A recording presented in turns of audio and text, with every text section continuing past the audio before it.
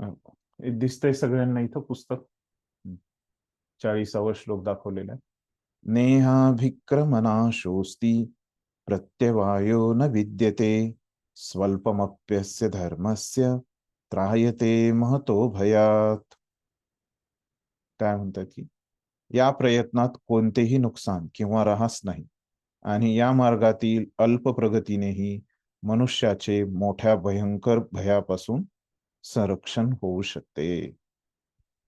तर इथं काय आहे, शाश्वत आहे असं म्हणतायत.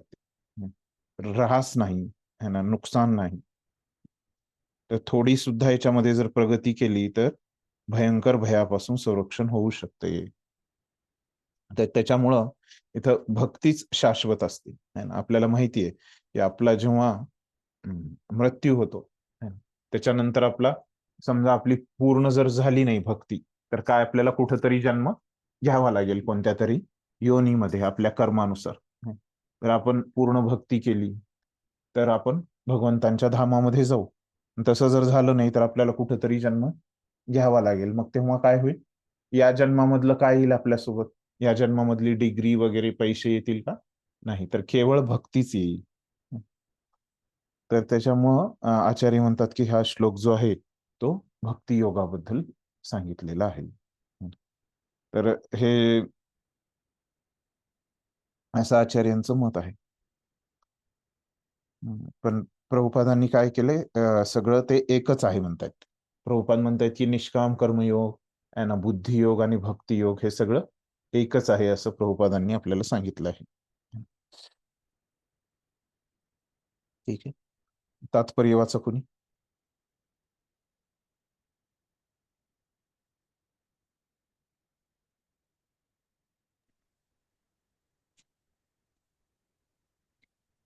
हरे कृष्णा. हा वाचू मी. वाचा, हा वाचा वाचा. तात्पर्य: कृष्ण भावना भावित कर्म किंवा इंद्रिय तृप्तीची अपेक्षा न ठेवता श्रीकृष्णांप्रित्यर्थ केलेले कर्म हे दिव्य गुणयुक्त कर्म आहे. प्रारंभी असे कर्म जरी अत्यल्प असले तरी त्यामध्ये कोणतेही विघ्न येत नाही आणि अशा अत्यल्प कर्माचा कधी नाशही होत नाही. भौतिक स्तरावर केलेले कोणतेही कर्म पूर्ण करावेच लागते, नाहीतर त्यासाठी केलेले सारे प्रयत्न निष्फळ ठरतात. परंतु कृष्ण भावनेत प्रारंभ केलेले कर्म जरी पूर्ण झाले नाही तरी त्याचा परिणाम शाश्वत काळासाठी होतो. म्हणून असे कृष्ण भावना युक्त कर्म करणाऱ्याचे कर्म जरी अपूर्ण राहिले तरी त्याची हानी होत नाही. कृष्ण भावनेमध्ये केलेले 1% कर्म ही शाश्वत काळासाठी असते. म्हणून अशा कर्माचा जेव्हा पुन्हा आरंभ होतो तेव्हा ते 2% पुढे सुरू होते. परंतु भौतिक कर्म 100% झाल्या वाचून लाभदायक होत नाही. अजामिळाने आपले कर्तव्य काही प्रमाणात कृष्ण भावनेने केले होते, पण भगवंतांच्या कृपेने त्याला 100% फलप्राप्ती झाली.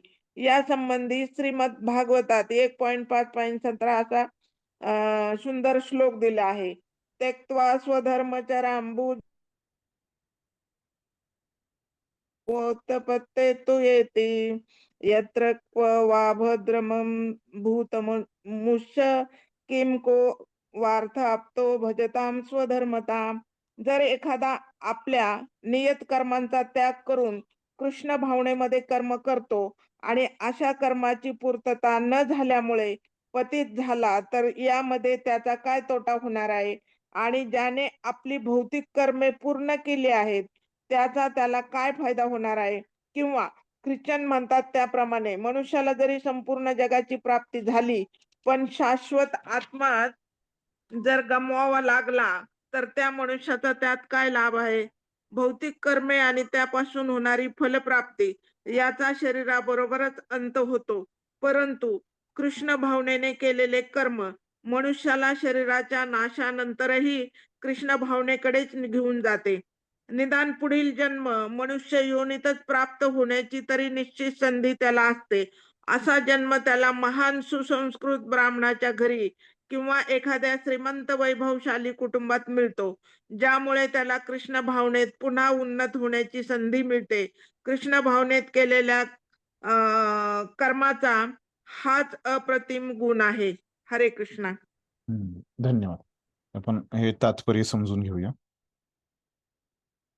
आता इथं काय म्हणतायत प्रभुपाद सुरुवातीला, की कृष्ण भावनाभावित कर्म म्हणजे काय हो?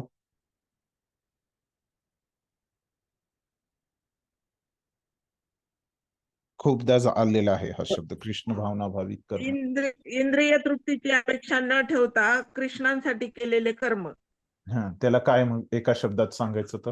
म्हणजे सेवा, कृष्णांची हा, केलेली सेवा. म्हणजे काय? भक्ती है ना. कृष्ण भावनाभावित कर्म म्हणजे काय? तर भक्तीचे कार्य है ना. हे भक्तीचे कार्य, त्याला दुसरं नाव काय? तर इंद्रिय तृप्तीची अपेक्षा न ठेवता श्रीकृष्णांप्रित्यर्थ केलेले कर्म, हे दिव्य गुणयुक्त कर्म आहे है ना. दिव्य म्हणजे काय? याचा पण मी अर्थ आधी सांगितलाय. दिव्य म्हणजे काय?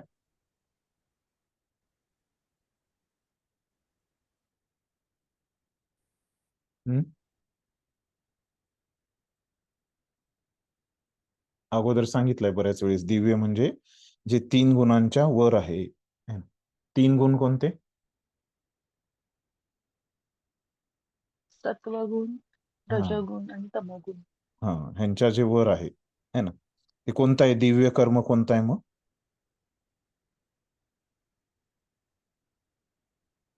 कृष्णांप्रती जे आपण करतो. हा, म्हणजेच भक्ती है ना. भक्ती हे दिव्य कर्म आहे. तर हे मग पुन्हा म्हणतायत, हे जे भक्ती आहे हे दिव्य आहे असं सांगितलं पहिल्या वाक्यात. मग पुढे सांगतायत, प्रारंभी असे कर्म जरी अत्यल्प असले तरी त्यामध्ये कोणतेही विघ्न येत नाही है ना.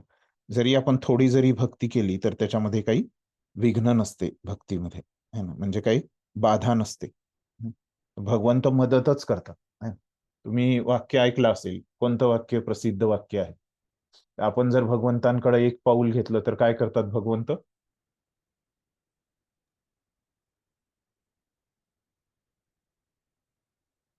काय करतायत? 100 पावलं आपल्याकडे चालत येतात. हा, तर म्हणजे तेच आहे की नाही, हे त्याचाच अर्थ असा आहे की त्याच्यामध्ये काही विघ्न नाही है ना. भक्ती म्हणजे काय? तर आपण भगवंतांकडे जाण्यासाठी भक्तीचा अभ्यास करतो, भगवंतांचं प्रेम प्राप्त करण्यासाठी है ना. तर त्याचाच म्हणजे आपण भगवंतांकडे एक पाऊल उचलतो है ना, तर भगवंत आपल्याकडे 100 पावलं उचलतात है ना. तर त्यामुळं काय होतं, की ह्याच्यामध्ये काही विघ्न नसतात. बरोबर. मग पुढं सांगतायत, अशा अत्यल्प कर्माचा कधी नाशही होत नाही. आपल्याला माहिती आहे, बऱ्याच वेळेस आपण ऐकलेलं असतं की आपण मेल्यानंतर आपण आपल्यासोबत काय नाही घेऊन जाणार, तर या जगामधलं आपण काही सोयी पण आपण घेऊन जाऊ शकत नाही असं आपण म्हणतो. पण आपण काय घेऊन जाऊ शकतो? जी भक्ती आहे ती आपण घेऊन जाऊ शकतो. तर ते प्रभुपाद एकदम समजावून सांगतायत, की समजा आपण जर 1% जर भक्ती केली तर आपण दुसऱ्या टक्क्यात, त्या 1% पुढं आपण पुढच्या जन्मात भक्ती करू शकतो असं पुढं सांगितलंय प्रभुपादांनी. बरोबर. म्हणजे भक्ती शाश्वत आहे. भौतिक स्तरावर काय होतं, की आपल्याला सगळंच इथं सोडून जावं लागतं जर ते आपण पूर्ण केलं नाही तर. पण भक्तीचं कार्य कसं असतं, की ते जिथं जेवढं आपण केलंय तिथून ते पुढं काय चालू असतं. तर असं कुणासोबत झालंय का हो? की त्यानं भक्तीचं कार्य केलंय एखाद्या व्यक्तीने, पण ते त्यानं पूर्ण केलं नाही आणि त्याला फळ मिळालंय त्या कार्याचं, असं आपल्या ग्रंथांमध्ये कुठं आढळलं का तुम्हाला? प्रभूजी राजा भरत हम्म काय केलं त्यांनी, भरतानी? म्हणजे राजा भरत जे होते ते एकदा हरिणाच्या प्रेमात पडले हम्म आणि त्यांना त्याचं शरीर म्हणजे प्राप्त झालं. पण त्याच्या पुन्हा नेक्स्ट त्याच्यामध्ये जड भरत नावाने ते जन्माला आले आणि आधीच्या बरोबर. भक्तीच्या प्रभावामुळे ते रघुगणांना उपदेश त्यांनी केला. बरोबर आहे. आणि तर त्या हरणाचा जेव्हा जन्म घेतला तर ते हरिण काय करायचं? हरिण कुठं राहतं हो? जंगलात राहतं है ना. हम्म, आणि अगोदरच्या काळामध्ये जे संत ऋषी ते पण कुठं राहायचे? जंगलामध्ये. असे त्यांचे आश्रम असायचे. जंगलामध्ये. हा, आश्रम असायची त्यांची है ना. तिथं मुलं हम्म, शिकायला पण जायचे, ते शिकवायचे पण, गुरुकुल असायचं त्यांचं.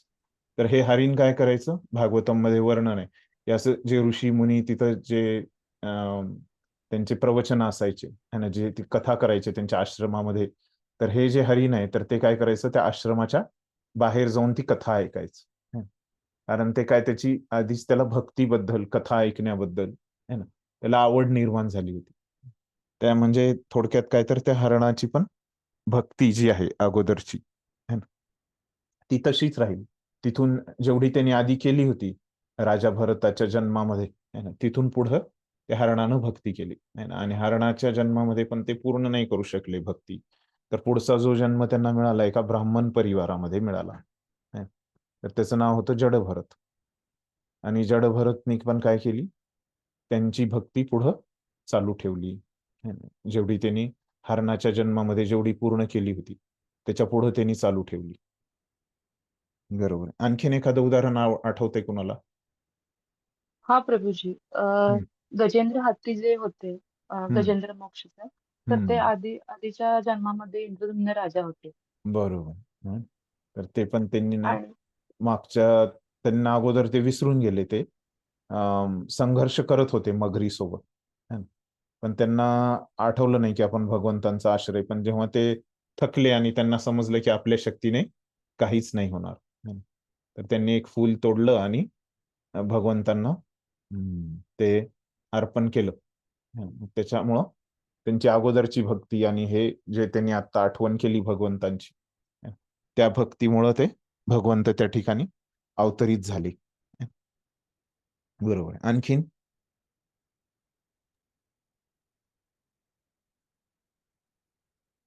प्रभूजी, चित्रकेतू जे राजा होते, हम्म.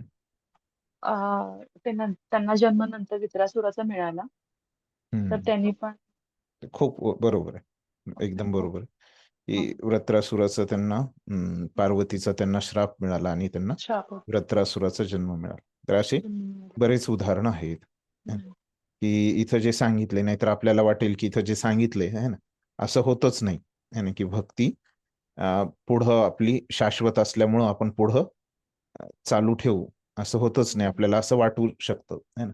या उदाहरणावरून कळतं आपल्या शास्त्रांमधल्या, भागवतामध्ये हे सगळे उदाहरण श्रीमद भागवत मधले आहेत.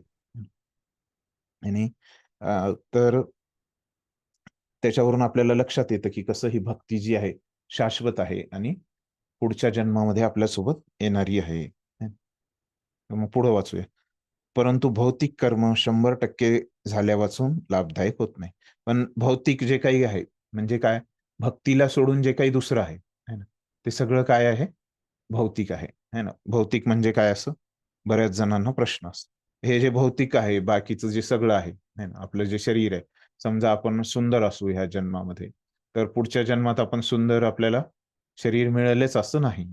आपल्या कर्मानुसार जे काही आपले कर्म आहेत त्याच्यानुसार आपल्याला शरीर मिळेल है ना. मनुष्याचं मिळेलच असं नाही. पण भक्ती नेहमीच आपल्यासोबत राहील. तर जे काही आपण ग्रॅज्युएशन आपण केलंय है ना, जे काही आपण शिक्षण केलेलं आहे ते आपल्यासोबत राहीलच असं नाही. कारण ते सगळं भौतिक आहे. भक्तीला सोडून बाकीचं सगळं काही भौतिक आहे. पण भगवंतांच्या कृपेने त्याला 100% फलप्राप्ती झाली. सुरुवातीचं राहिलं. अजामिळाने आपले कर्तव्य काही प्रमाणात कृष्ण भावनेने केले होते. पण भगवंतांच्या कृपेने त्याला 100% फलप्राप्ती झाली. भगवंतांची कृपा असेल तर काय होतं, आपण जरी थोडी भक्ती केली तर ती 100% भगवंत तिला करू शकतात. हे अजामिळाच्या उदाहरणावरून आपल्याला समजून येतं. मग श्रीमद भागवत मध्ये पण एक या संदर्भामध्ये श्लोक आहे. तो काय श्लोक आहे? त्यक्त्वा सधर्मं चरणाम्बुजं हरे भजन अपकोथ पते ततो यदि यत्र क्वा भद्र अभूदमुष्य किम को वार्थ आप्तो भजताम स्वधर्मतः. तर काय म्हणतायत, जर एखादा आपल्या नियत कर्माचा त्याग करून कृष्ण भावनेमध्ये कर्म करतो आणि अशा कर्माची पूर्तता न झाल्यामुळे पतित झाला, तर यामध्ये त्याचा काय तोटा होणार आहे? तर तेच म्हणतात, भक्ती जर कुणी केली तर त्याच्यामध्ये काही तोटा नाही. त्याचं जरी पतन जरी झालं तरी त्याच्यामध्ये काही तोटा नाहीये. आणि ज्याने आपली भौतिक कर्मे पूर्ण केली आहेत त्याचा त्याला काय फायदा? आणि समजा जर कोणी काही भौतिक कार्य घेतले आणि या जगामध्ये या जीवनामध्ये, आणि ते पूर्ण करूनही त्याचा काय फायदा? आणि जर तो भक्तीच करत नसेल तर भक्ती केली तर फायदा आहे. आपल्या मग प्रवचनामध्ये भक्त काय उदाहरण देतात, प्रसिद्ध उदाहरण? या भौतिक जगतातल्या वस्तू आपल्यासाठी केव्हा लाभदायक आहेत हे समजण्यासाठी तुम्ही ऐकलं असेल प्रवचनामध्ये खूप उदाहरण देतात भक्त या भौतिक गोष्टीसाठी आणि आध्यात्मिक गोष्टीसाठी. काय उदाहरण देतात भक्त? या भौतिक गोष्टी ज्या आहेत सगळ्या कशासारख्या आहेत सांगतात? हे सगळ्या कशासारख्या आहेत? शून्यांसारख्या आहेत. बरोबर आहे? हे किती जरी शून्य आपल्याकडे जर असतील तर त्याचा काही उपयोग आहे का? नाही. आणि आहे, पण कधी आहे? जर आपण त्याच्यात आध्यात्मिक केलेलं गोष्टी एक केल्या तर, है ना? आणि आध्यात्मिक गोष्टी कशा आहेत म्हणतात? ते एक या अंकासारखे आहेत. है. तर हे एक अंक जर शून्याच्या आपण अगोदर लावला, तरच या सगळ्या शून्यांना किंमत आहे. है. सगळ्या भौतिक गोष्टींना किंमत आहे. है. तर तसंच हं, हे भौतिक गोष्टी कधी महत्त्वपूर्ण बनतात? जेव्हा आपण भक्ती करतो तेव्हाच. पुढं सांगतायत प्रभुपाद. किंवा किंवा ख्रिश्चन म्हणतात त्याप्रमाणे, मनुष्याला जरी संपूर्ण जगाची प्राप्ती झाली आणि शाश्वत आत्माच जर गमवावा लागला, तर त्या मनुष्याचा त्यात काय लाभ आहे? तर ख्रिश्चन लोक काय म्हणतायत? असंच ते आपण जसं म्हणतो, की भक्ती करणं महत्वाचं आहे. त्याच्याशिवाय सगळं व्यर्थ आहे. हं. सगळ्या गोष्टींना किंमत जेव्हा आहे, तेव्हा आपण भक्ती करतो. केवळ जर आपण भौतिक कार्यच केलं, तर त्याला काही किंमत नाही.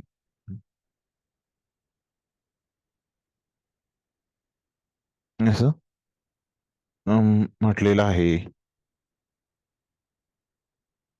1 मिनिट हां.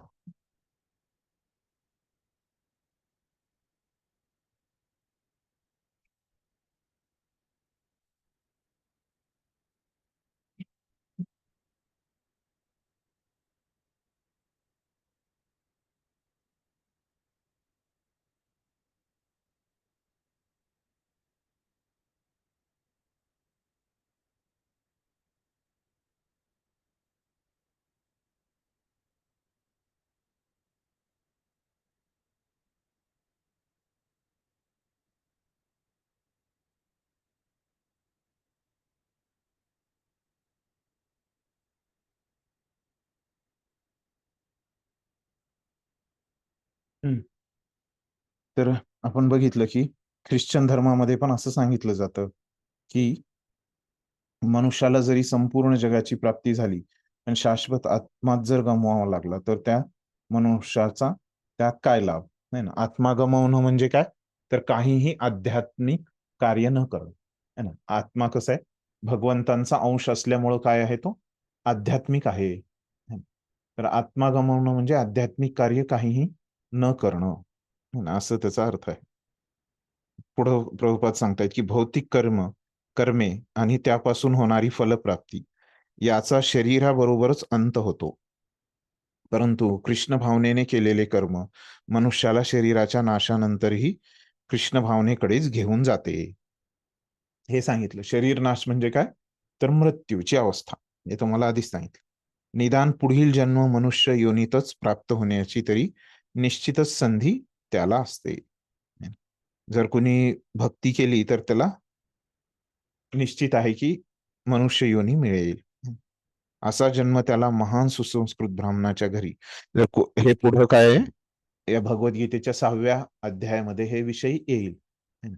तिथं आता प्रभुपादांनी फक्त सांगितलंय, की जर एखादा व्यक्ती अयशस्वी झाला, तिथं अर्जुन प्रश्न विचारतो, तुम्ही तर एवढ्या योग पद्धती सांगितल्या, आहे ना, कर्मयोग सांगितलं, ज्ञानयोग सांगितलं, अष्टांग योग सांगितलं. ह्याच्यामध्ये जर कोणी अयशस्वी झालं, भक्तियोग याच्यामध्ये अयशस्वी झालं तर काय होईल?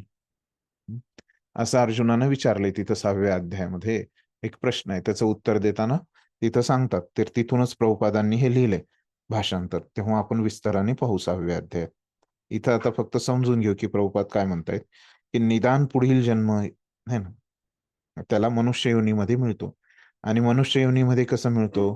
त्याला तो किती प्रगत आहे त्याच्यावर त्याला कधी-कधी जे ब्राह्मणांच्या घरी म्हणजे काय, भक्ताच्या घरी आहे ना, त्याचा अर्थ दुसरा काय, की जिथं भक्ती करतात लोक त्याला भक्ताच्या घरी तरी जन्म मिळतो, किंवा श्रीमंत वैभवशाली म्हणजे काय, श्रीमंत कुटुंबामध्ये त्याला जन्म मिळतो, ज्यामुळे त्याला कृष्ण भावनेत पुन्हा उन्नत होण्याची संधी मिळते.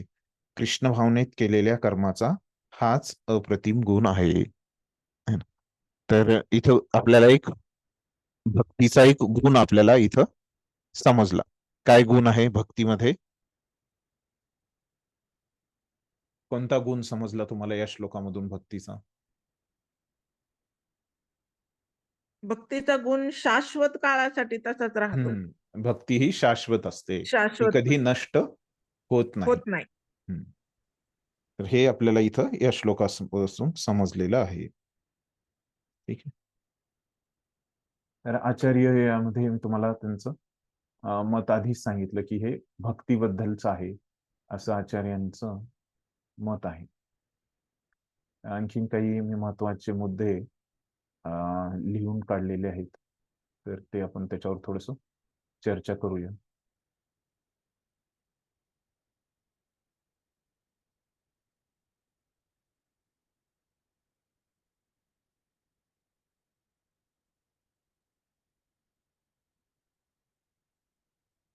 हम्म.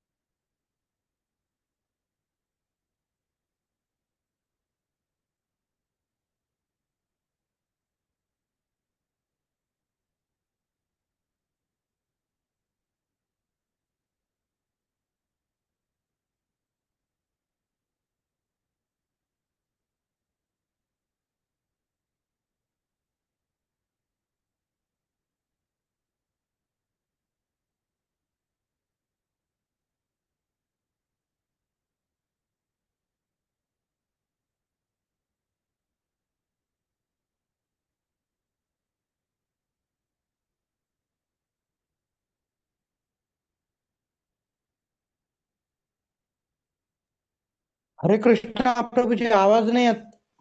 हा हा हा, मी ते वाचतोय. जे वेगळे आहेत मुद्दे तेच मी सांगतो. हो, हरी बोल. हरी बोल.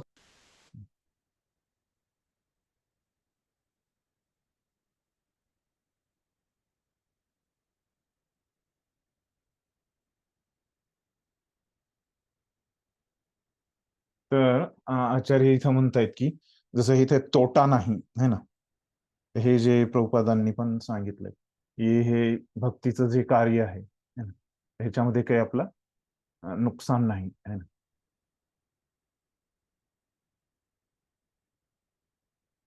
तर जर एखादा व्यक्ती भक्ती करतो है ना, तर त्याच्यासोबत वाईट असं काहीच होत नसतं है ना.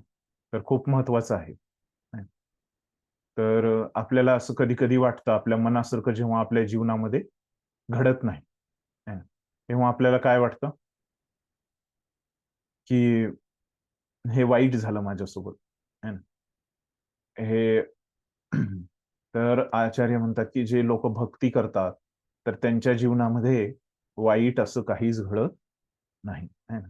जेव्हा आपल्या जीवनामध्ये अवघड परिस्थिती येते है ना, तर तेव्हा आपण हे लक्षात ठेवायला पाहिजे की आपण भक्ती करतोय आणि भक्ती करणाऱ्याच्या जीवनामध्ये वाईट असं काहीही नसतं.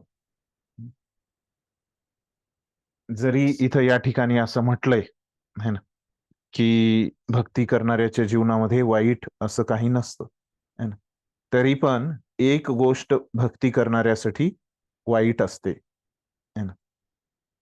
काय असते हो ती गोष्ट जी भक्ती करणाऱ्यांनी कधीच केली नाही पाहिजे?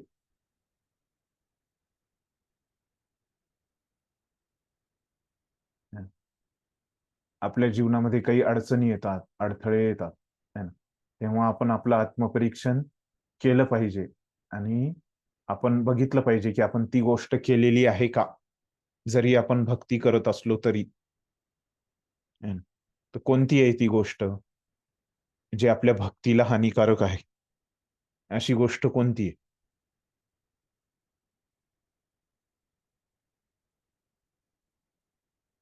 काय वाटतं तुम्हाला? कोणती गोष्ट आपण केली नाही पाहिजे, ती टाळली पाहिजे? अहंकार. प्रभूजी हरे किंवा कृष्णा. हा हा. अहंकार किंवा भगवत भक्ताची निंदा. बरं. है ना, तर एक तुम्ही त्याच्यामधलं कार्य सांगितलं, भगवत भक्ताची निंदा, है ना. पण ह्याला मोठा ह्याचा एक वर्ग आहे, है ना. त्या वर्गामधलं तुम्ही एक गोष्ट सांगितली, भगवत भक्तांची निंदा, है ना. ते वर्ग कोणता आहे जो आपण टाळला पाहिजे? त्याचं नाव आहे अपराध, है ना. तर हे अपराध वेगवेगळ्या प्रकारचे आहेत, है ना. त्याची आपण चर्चा भक्ती रसामृत सिंधू मध्ये करणार आहोत, या ग्रंथामध्ये. तेव्हा आपल्याला हे, पण या सगळ्या अपराधामध्ये जसं प्रभूजींनी एक सांगितलं अपराध, है ना, की भक्तांची निंदा करणं हा एक अपराध आहे. तर खूप वेगवेगळे अपराध आहेत तिथं, है ना. भक्तांच्या प्रती, शास्त्राच्या प्रती, है ना, भगवंतांच्या प्रती, है ना. तर हे सगळेच अपराध आपण टाळले पाहिजे, है ना. जरी या श्लोकामध्ये काय सांगितलंय की भक्ती शाश्वत आहे, है ना. भक्ती आपल्या या जन्मातून दुसऱ्या जन्मात ती येते, है ना, ती कधीच नष्ट होत नाही, ती येते. पण जर अपराध केला आपण, है ना, तर काय होतं, ती भक्ती जी आहे ती काय होते, झाकली जाते, है ना. ती तशीच राहते कारण ती शाश्वत आहे, है ना, आणि ती झाकली जाते. आणि ते भक्तीचं जे आपल्याला त्याच्यामधून जो लाभ मिळणार आहे आपल्याला, है ना, तो लाभ मिळूच शकत नाही, है ना, कारण ती भक्ती कशी असते, झाकलेली असते, है ना. तर त्याच्यामुळं जेव्हा आपल्या जीवनामध्ये, है ना, काही दुःख येतात, है ना, काही कष्ट येतात, तर तेव्हा आपण आपलं आत्मपरीक्षण करून बघितलं पाहिजे की आपण आपल्या जीवनामध्ये काही अपराध केलाय का, है ना. कळत नकळत काही आपल्याकडनं अपराध झालाय, आपण आत्मपरीक्षण करून बघितलं पाहिजे की कळत, है ना, म्हणजे जाणीवपूर्वक आपल्याकडून काही अपराध झालाय का, है ना. आणि नकळत जर झाला असेल तर भगवंतांना प्रार्थना केली पाहिजे, तर भगवंता मला तुम्ही ज्ञान द्या, नकळत माझ्याकडून काही अपराध झाला असेल, माझं काही चुकलं असेल तर, है ना. तर त्यावेळेस भक्तांच्या जीवनामध्ये दुःख येऊ शकतं जर त्यांच्याकडून अपराध झाला असेल तर, है ना. नाहीतर मग भक्तांच्या जीवनामध्ये दुःख येण्याचं काही कारण नाही, है ना. मग भक्तांच्या जीवनामध्ये अशुभ असं काहीच नसतं जर त्यांच्या हातून जर अपराध झाला नाही तर, है. तर वाईट, चुकीचं, अशुभ, है ना, असं भक्तांच्या जीवनात काहीच नसतं. भक्तांच्या जीवनात जे काही होतं ते काय होतं, केवळ परमेश्वराच्या इच्छेमुळेच होतं, है ना. जर आपण अपराध केला नाही तर, है ना. अपराध केला तर मग त्याचं फळ आपल्याला भोगावं लागतं. ठीक आहे. तर हे श्लोकाचं कसं पूर्ण अर्थ आपण समजला. नाहीतर आपल्याला वाटतं की मी भक्ती करतोय, है ना, आणि मला काहीच दुःख नाही माझ्या जीवनात, असं आपल्याला वाटू शकतं. पण कधी कधी आपल्या जीवनात भक्ती करताना पण दुःख येतं, है ना. ते कशामुळे येतं, तर अपराधांमुळे येतं. ठीक आहे. तर मग पुढं आपण पुढचा श्लोक बघूया काय म्हणतायत भगवान. पुढचा श्लोक आहे, व्यवसायात्मिका बुद्धी एकेह कुरु नंदन, बहुशाखा हि अनंतश्च बुद्धयो व्यवसायिनाम. मागच्या श्लोकामध्ये आपण भक्तीचा एक गुण बघितला, किती शाश्वत आहे. तर आता या श्लोकामध्ये आणखीन एक भक्तीचा गुण आपल्याला भगवंत सांगतायत. तर काय म्हणतायत भगवंत बघूया. जे या मार्गावर असतात, है ना, म्हणजे कोणत्या मार्गावर हो? या मार्गावर म्हणजे आता कोणत्या मार्गावर? भक्तीच्या. भक्तीच्या मार्गावर, है ना. तर त्यांची बुद्धी दृढनिश्चयी असते, है. तर ते खूप दृढनिश्चयी असतात, है. त्याच्यासाठी ध्रुव महाराज कोणत्या मार्गावर होते? याच मार्गावर, भक्तीच्या. कसे होते ते दृढनिश्चयी एकदम? कशी त्यांनी 6 महिन्यामध्येच केवळ त्यांच्या दृढनिश्चयाने जी मेहनत घेतली आहे ना, त्याच्यावर त्यांनी काय केलं, एकदम भगवंतांना प्राप्त केलं केवळ 6 महिन्यामध्येच. आणि त्यांचा निश्चय एवढा असल्यामुळं, आहे ना, कसं त्यांनी त्यांची जी तपस्या आहे ती कसं आणखीन आणखीन ते तीव्र करत गेली. प्रत्येक महिन्यानंतर त्यांनी आपल्या तपस्येची तीव्रता वाढवलेली आहे.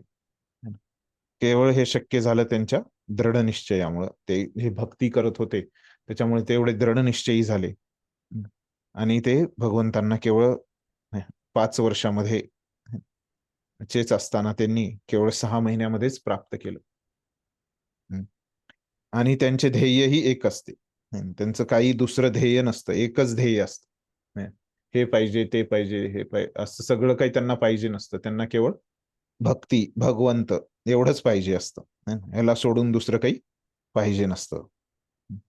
हे प्रिय कुरुनंदन, जे डळमळीत वृत्तीचे असतात, है ना. डळमळीत म्हणजे काय, की त्यांचा विचार बदलत असतो, है ना.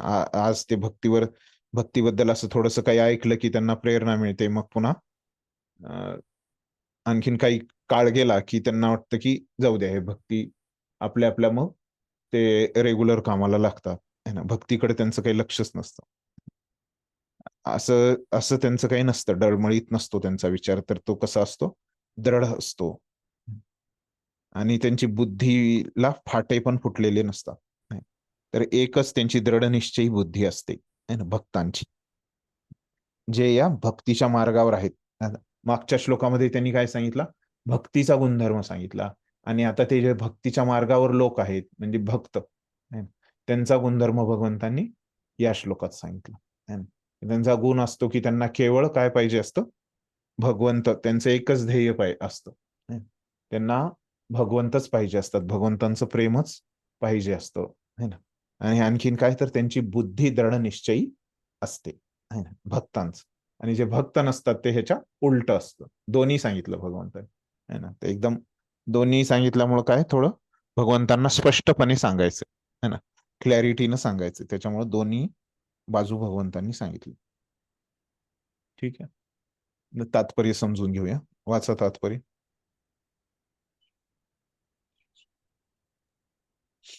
हरे कृष्ण. वाचू हा, का प्रभू? वाचा वाचा प्रभू. तात्पर्य. कृष्ण भावनेद्वारे एखाद्याची जीवनाच्या परमोच्च सिद्धीप्रत उन्नती होऊ शकते, या विश्वासालाच व्यवसायात्मिका बुद्धी म्हटले जाते. चैतन्य चरित्रामृतात मध्ये 22.62 सांगितले आहे की श्रद्धा शब्दे विश्वास कहे सदृढ निश्चय, कृष्ण भक्ती केले सर्व कर्म कृतहय. श्रद्धा म्हणजे उदात्त गोष्टीवर दृढ विश्वास होय. जेव्हा मनुष्य कृष्ण भावना भावित कर्म करू लागतो, तेव्हा भौतिक जगाशी संबंधित असणाऱ्या वंश परंपरा, मानवता किंवा राष्ट्रीयता इत्यादींच्या प्रती त्याने कोणतेही कर्तव्य करण्याची गरज नाही. गत काळात केलेल्या शुभ अथवा अशुभ कार्यामुळे तो सकाम कर्मामध्ये मग्न होतो. जेव्हा त्याच्यामध्ये कृष्ण भावना जागृत होते, तेव्हा त्याला आपल्या कार्यामध्ये चांगले फळ मिळवण्यासाठी प्रयत्न करण्याची आवश्यकता नाही. कृष्ण भावनेत स्थित झालेल्या व्यक्तीच्या सर्व क्रिया परमपूर्ण स्तरावर असतात, कारण कृष्ण भावना भावित कर्म हे चांगले आणि वाईट या द्वंद्वाच्या पलीकडे असते. जीवनाविषयीच्या भौतिक संकल्पनेचा त्याग म्हणजे कृष्ण भावनेची परमोच्च परिपूर्णता होय. कृष्ण भावनेतील प्रगतीमुळे या स्थितीची आपोआप प्राप्ती होते. कृष्ण भावना भावित मनुष्याचा दृढ संकल्प हा ज्ञानावर आधारित असतो. वासुदेव सर्व इतिस महात्मा सुदुर्लभ. कृष्ण भावना भावित व्यक्ती ही एक दुर्मिळ महात्मा आहे, कारण ती पूर्णतः जाणते की वासुदेव किंवा कृष्ण हे अस्तित्वातील सर्व गोष्टींचे मूळ आहेत. ज्याप्रमाणे वृक्षाच्या मुळाशी पाणी घातल्यावर आपोआप ते सर्व पानांमध्ये आणि फांद्यांमध्ये पोचते, त्याचप्रमाणे कृष्ण भावनायुक्त कार्य केल्याने मनुष्य स्वतःचे कुटुंब, समाज, राष्ट्र, मानवता इत्यादींची सर्वोत्कृष्ट सेवा करू शकतो. एखाद्याच्या कर्मामुळे जर श्रीकृष्ण संतुष्ट झाले तर सर्वजण संतुष्ट होऊ शकतील. तथापि कृष्ण भावनायुक्त सेवा ही आध्यात्मिक गुरूंच्या योग्य मार्गदर्शनाखाली उत्तम प्रकारे होऊ शकते. असा हा आध्यात्मिक गुरु श्रीकृष्णांचा प्रामाणिक प्रतिनिधी असतो. त्याला शिष्याचा स्वभाव माहीत असतो आणि तो शिष्याला कृष्ण भावना भावित कर्म करण्यासाठी योग्य मार्गदर्शन करू शकतो. म्हणून कृष्ण भावनेत पारंगत होण्यासाठी मनुष्याने श्रीकृष्णांच्या प्रतिनिधींच्या आदेशाचे दृढ निश्चयाने पालन करणे आवश्यक आहे. तसेच गुरूंच्या उपदेशांचा त्याने जीवनाचे ध्येय म्हणून स्वीकार केला पाहिजे. श्री विश्वनाथ चक्रवर्ती आपल्या प्रसिद्ध गुरुवाष्टकामध्ये सांगतात की यस्य प्रसादात भगवत प्रसादो यस्य प्रसादान गती कुतोपि ध्याय नस्तुवस्तस्य यशस्त्री संध्या वंदे गुरु श्रीचरणाविरनम. आध्यात्मिक गुरूंना संतुष्ट केल्याने पुरुषोत्तम श्री भगवान संतुष्ट होतात आणि त्यांना संतुष्ट केल्याविना कृष्ण भावनेप्रत उन्नत होण्याची संधी नाही. म्हणून त्यांचे दिवसातून 3 वेळा ध्यान करून त्यांच्याकडे कृपा याचना करणे आणि त्यांना सादर वंदन करणे आवश्यक आहे.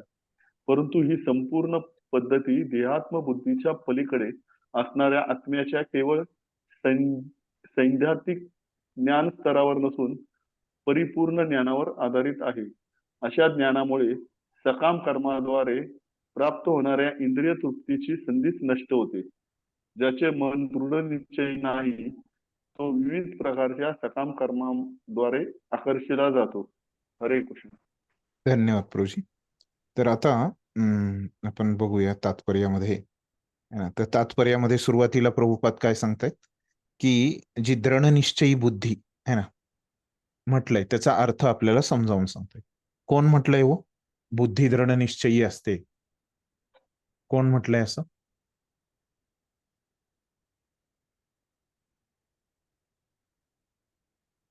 कोण म्हटलंय की बुद्धी दृढनिश्चयी असते? भगवंत म्हणतायत. हा भगवंत म्हणतायत. बरोबर आहे ना, भगवंत म्हणतायत है ना. आणि कुणाची बुद्धी दृढनिश्चयी असते? भक्ताची. हा भक्ताची बुद्धी ही दृढनिश्चयी असते है ना. तर आता हे दृढनिश्चयी बुद्धीचा अर्थ काय? तर ते अगोदर प्रभुपाद आपल्याला सांगतायत तात्पर्याच्या पहिल्या लाईन मध्ये. तर काय म्हणतात की कृष्ण भावनेद्वारे एखाद्याच्या जीवनाच्या परमोच्च सिद्धीप्रत उन्नती होऊ शकते. तर काय सांगितलं प्रभुपादांनी? तर कृष्ण भावनेद्वारे म्हणजे काय हो?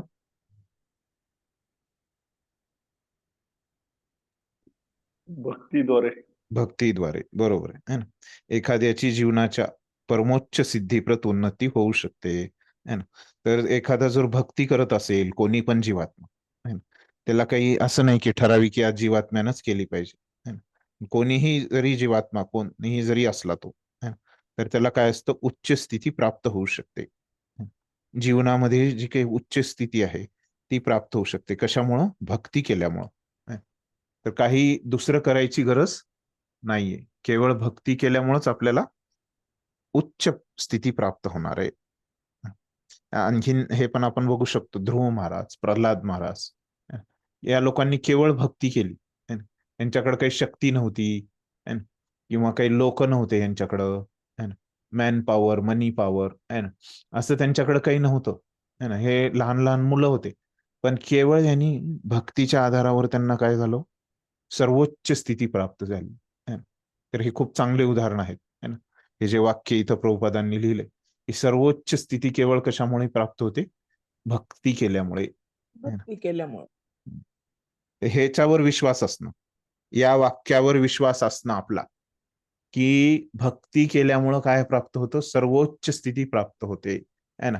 हे काही बस पुस्तकी वाक्य नाहीये है ना, किंवा हे म्हणायला भक्तीचा महिमा म्हणायचंय म्हणून म्हटलंय असं नाहीये है ना. पण हे खरं आहे, वास्तविक आहे है ना. असा जर आपल्यावर विश्वास आहे, आपल्याला विश्वास आहे, तर या विश्वासालाच काय म्हटलं जातं? या श्रद्धेलाच काय म्हटलं जातं? व्यवसायात्मिका बुद्धी. तर म्हणजे समजणं है ना. व्यवसायात्मिका बुद्धी म्हणजे काय? आपल्याला समजलं पाहिजे की केवळ भक्ती केल्यामुळेच आपल्याला काय होणार आहे? सर्वोच्च स्थितीची प्राप्ती होणार आहे. हे जरी आपल्याला समजलं तरी काय आहे आणि आपण तसं केलं तर काय आहे की आपली बुद्धी व्यवसायात्मिका आहे. तर तेच असं प्रभुपादांनी सांगितलं स्वतःहून. मग पुन्हा शास्त्रामधून एक श्लोक सांगतायत चैतन्य चरितामृत मधून. काय आहे तो श्लोक? श्रद्धा शब्दे विश्वास कहे सुदृढ निश्चय कृष्ण भक्ती कैले सर्व कर्मकृत हय. काय म्हणतात की श्रद्धा या शब्दाची तिथं व्याख्या केलेली आहे. श्रद्धा विश्वास. श्रद्धा म्हणजे काय? तर उदात्त गोष्टीवर दृढ विश्वास होय. जेव्हा मनुष्य कृष्ण भावनाभावित कर्म करू लागतो तेव्हा भौतिक जगाशी संबंध असणाऱ्या वंश परंपरा, मानवता किंवा राष्ट्रीयता इत्यादींच्या प्रती त्याने कोणतेही कर्तव्य करण्याची गरज नाही, है ना. जर आपण भक्ती जर व्यवस्थित करत असेल तर आपल्याला बाकीचं काही करण्याची गरज नाही, आपल्यासाठी बाकीचं काहीच कर्तव्य नाही. गतकाळात केलेल्या शुभ अथवा अशुभ कार्यामुळे तो सकाम कर्मामध्ये मग्न होतो. तर मागच्या जन्मी जे आपण पाप पुण्य शुभ आणि अशुभ असे कार्य केलेत त्याच्यामुळं आपल्याला आपण वेगवेगळ्या कर्मामध्ये आपण मग्न होतो, ते करण्याची आपली इच्छा होते. आपले जसं पाप आहे तर पाप कर्म करण्याची इच्छा होते, पुण्य असतील पुण्य कर्म करण्याची इच्छा होते. पण हे पाप आणि पुण्य काय आहेत तर भक्तांसाठी हे भक्ती हे पाप आणि पुण्याच्या पलीकडे आहे, है ना. तर जेव्हा त्याच्यामध्ये कृष्ण भावना जागृत होते, है ना, किंवा जेव्हा एखादा व्यक्ती हे पाप आणि पुण्यामुळं मागच्या जन्मीच्या त्याच्या या जन्मामध्ये कसं करतो, पाप आणि पुण्य म्हणजे शुभ आणि अशुभ कार्य करत असतो. पण जेव्हा तो काय होतो कृष्ण भावना त्याची जागृत होते म्हणजे काय करतो, त्याला समजतं, तो भक्तांच्या संपर्कामध्ये येतो, है ना, आणि त्यांनी भक्ती करणं चालू केलेलं आहे. जागृत होते म्हणजे कृष्ण भावना जागृत होते म्हणजे त्यानं भक्ती करणं चालू केलेलं आहे, है ना. तर तेव्हा काय होतं, त्याला आपल्या कार्यामध्ये चांगले फळ मिळवण्यासाठी प्रयत्न करण्याची आवश्यकता नाही. तर जेव्हा त्यानं भक्ती करणं चालू केलंय तर त्याला हे पाप आणि पुण्याचं त्याला काही घेणं देणंच नाही, है ना. तर ते पाप आणि पुण्याचे जे परिणाम आहेत त्याच्याकडे त्याला काहीच लक्ष देण्याची गरज नाही, आवश्यकता नाही, असं म्हणतायत प्रभुपाद. तर मग काय का गरज नाही हो, कारण हे जे तो भक्ती करतोय, है ना, ते काय आहे पाप आणि पुण्याच्या वरची अवस्था आहे, है ना, सर्वोच्च अवस्था असल्यामुळे त्याला पाप आणि पुण्याकडं त्याला लक्ष द्यायचीच गरज नाही. कृष्ण भावनेत स्थित झालेल्या व्यक्तीच्या सर्व क्रिया परमपूर्ण स्तरावर असतात. जो भक्ती करतो त्याचा स्तर कसा आहे, पूर्ण आहे. कारण कृष्ण भावनाभावित कर्म हे चांगले आणि वाईट या द्वंद्वाच्या पलीकडे असते. हे सांगितलं मी तुम्हाला, आधीच सांगितलं. कृष्ण भावनाभावित कर्म म्हणजे काय तर भक्तीचे कर्म, चांगले आणि वाईट म्हणजे काय, शुभ अशुभ पाप पुण्य ह्यांच्या पलीकडे असतं, ह्यांच्या वर असतं, हे आधीच सांगितलं. जीवनाविषयीच्या भौतिक संकल्पनेचा त्याग म्हणजे कृष्ण भावनेची परमोच्च परिपूर्णता होय, है ना. ते आपल्या जीवनामध्ये जे भौतिक संकल्पना आहेत, है ना, तर त्यांना सोडून देणं म्हणजे काय तर ही भक्तीमध्ये काय सर्वोच्च परिपूर्णता आहे. सगळे भौतिक कार्य सोडून देणं आणि केवळ भक्ती करणं हे काय आहे, सर्वोच्च स्तर आहे भक्तीचा. कृष्ण भावनेतील प्रगतीमुळे या स्थितीची आपोआपच प्राप्ती होते. जर आपण भक्ती करत राहिलो तर काय होईल, आपली भक्तीमध्ये प्रगती होईल आणि आपण त्या स्थितीवर येऊ. कोणत्या स्थितीवर येऊ, की आपण सगळे भौतिक कार्य सोडून देऊ आणि केवळ भक्तीच करू. तर कृष्ण भावना भावित मनुष्याचा दृढ संकल्प हा ज्ञानावर आधारित असतो. तर हा जो दृढ संकल्प आहे, व्यवसायात्मिकतेची जी बुद्धी आहे ती काय आहे ते सांगितलं प्रभुपादांनी पहिल्यांदा. आता सांगतायत की हे जे दृढ संकल्प आहे, दृढ निश्चय आहे, है ना, ते आधार काय हो त्याचा, अगोदर ते काय आहे ते सांगितलं. आता ती कशावर ते आधारलेलं आहे, तर ती ज्ञानावर आधारलेली असते, है ना. आणि ज्ञान काय आहे, तर भक्तीचं ज्ञान, है ना. ज्ञान म्हणजे काय तर जाणणे, वासुदेव सर्वमिती स महात्मा दुर्लभ. तर कृष्ण भावना भावित व्यक्ती ही केवळ दुर्मिळ महत्व आहे. तर हे जो भक्ती करतो व्यक्ती, है ना, तर तो खूप महात्मा असतात भक्त, है ना, आणि दुर्मिळ असतात. कारण काय, कारण ते लोक जाणतात की श्रीकृष्ण वासुदेव, है ना, वसुदेवाचा मुलगा वासुदेव, है ना, हे अस्तित्वातील सर्व गोष्टींचे मूळ आहे. सगळे कारणाचं जे कारण आहे, है ना, सगळे जे आदी आहेत अनादी आहेत ते कोण आहेत, कृष्णच आहेत, वासुदेवच आहेत. ज्याप्रमाणे वृक्षाच्या उदाहरण देत आहेत की कसं ते सगळ्या गोष्टींचे मूळ आहे, जसं वृक्षाच्या जर मुळाला पाणी घातलं सगळ्यांना पोहोचतं, तर तसंच आपण मुळाला पाणी घालणं म्हणजे काय तर भक्ती करणं. भक्ती केल्यामुळे सगळे कार्य पूर्ण होतात. मनुष्य स्वतःचे मिक्सरचं कुटुंब, भांड आण ना बाई. मनुष्य पुढे सांगतायत प्रभुपाद, कुठे गेलं ते, मनुष्य स्वतःचे कुटुंब, समाज, राष्ट्र, मानवता इत्यादीची सर्वोत्कृष्ट सेवा करू शकतो. है. तर जर त्यानं भक्ती केली तरच बाकीचे कार्य पण तो काय करू शकतो, चांगले करू शकतो, है ना, चांगल्या पद्धतीने. जर भक्तीच नाही केली तर बाकीचे कार्य करणं पण अवघड होईल. एखाद्याच्या कर्मामुळे जर श्रीकृष्ण संतुष्ट झाले तर सर्वजण संतुष्ट होऊ शकतील. भगवंत जर आपल्यावर खुश असतील तर बाकीचे सगळेच आपल्यावर खुश असतील. भगवंत खुश नसतील तर बाकीचं कोणीच आपल्यावर खुश राहणार नाही. तथापि कृष्ण भावनायुक्त सेवा ही आध्यात्मिक गुरुच्या योग्य मार्गदर्शनाखाली उत्तम प्रकारे होऊ शकते. आता सांगतायत मग भक्ती करायचं, कृष्ण भावनायुक्त सेवा म्हणजे भक्ती करायचं तर कसं होऊ शकतं, तर आपण गुरुच्या मार्गदर्शनाखाली केलं तर काय आहे, ती खूप चांगल्या प्रकारे होऊ शकते. असा हा आध्यात्मिक गुरु श्रीकृष्णांचा प्रामाणिक प्रतिनिधी असतो. हा गुरु कोण असतो, जो दाढी वाढवलाय, है ना, लाल कपडे घातलाय असा असतो का, नाही, तर तो भगवंतांचा प्रामाणिक प्रतिनिधी असतो. त्याला शिष्याचा स्वभाव माहीत असतो. त्या गुरुला माहीत असतं की भगवंतांना नी जे सांगितलंय भक्तीबद्दल ते पण त्याला माहीत असतं आणि त्याला आपल्या शिष्याचा स्वभाव पण माहिती असतो, दोन्ही माहिती असतं. तो शिष्याला कृष्ण भावनाभावित कर्म करण्यासाठी योग्य मार्गदर्शन करू शकतो. तर तो काय करतो, आपल्या शिष्यांना वेगवेगळं मार्गदर्शन करतो. प्रत्येक शिष्याला त्याच्या त्याच्या स्वभावानुसार तो मार्गदर्शन करतो. सगळ्यांना एकाच ह्याच्यामध्ये टाकत नाही, तो घाण्यामध्ये नाही टाकत, है ना. सगळ्यांना एकसारखंच नाही सांगत, असं म्हणतायत प्रभुपाद. म्हणून जसं डॉक्टर जे आहे ना, ते काय करतं, पेशंटचा आजार बघून त्याला औषध देतात, है ना. रुग्णांचा आजार बघून जे वैद्य आहेत ते त्यांना औषध देतात. म्हणून कृष्ण भावनेत पारंगत होण्यासाठी मनुष्याने श्रीकृष्णांच्या प्रतिनिधीच्या आदेशांचे दृढ निश्चयाने पालन करणे आवश्यक आहे. तर म्हणजे जर आपल्याला भक्तीमध्ये प्रगती करायचंय, भक्तीमध्ये आपल्याला पारंगत व्हायचे, दक्ष व्हायचे, तर आपल्याला काय केलं पाहिजे, हे जे गुरु आहेत भगवंतांचे प्रतिनिधी त्यांचं आज्ञा पालन केली पाहिजे.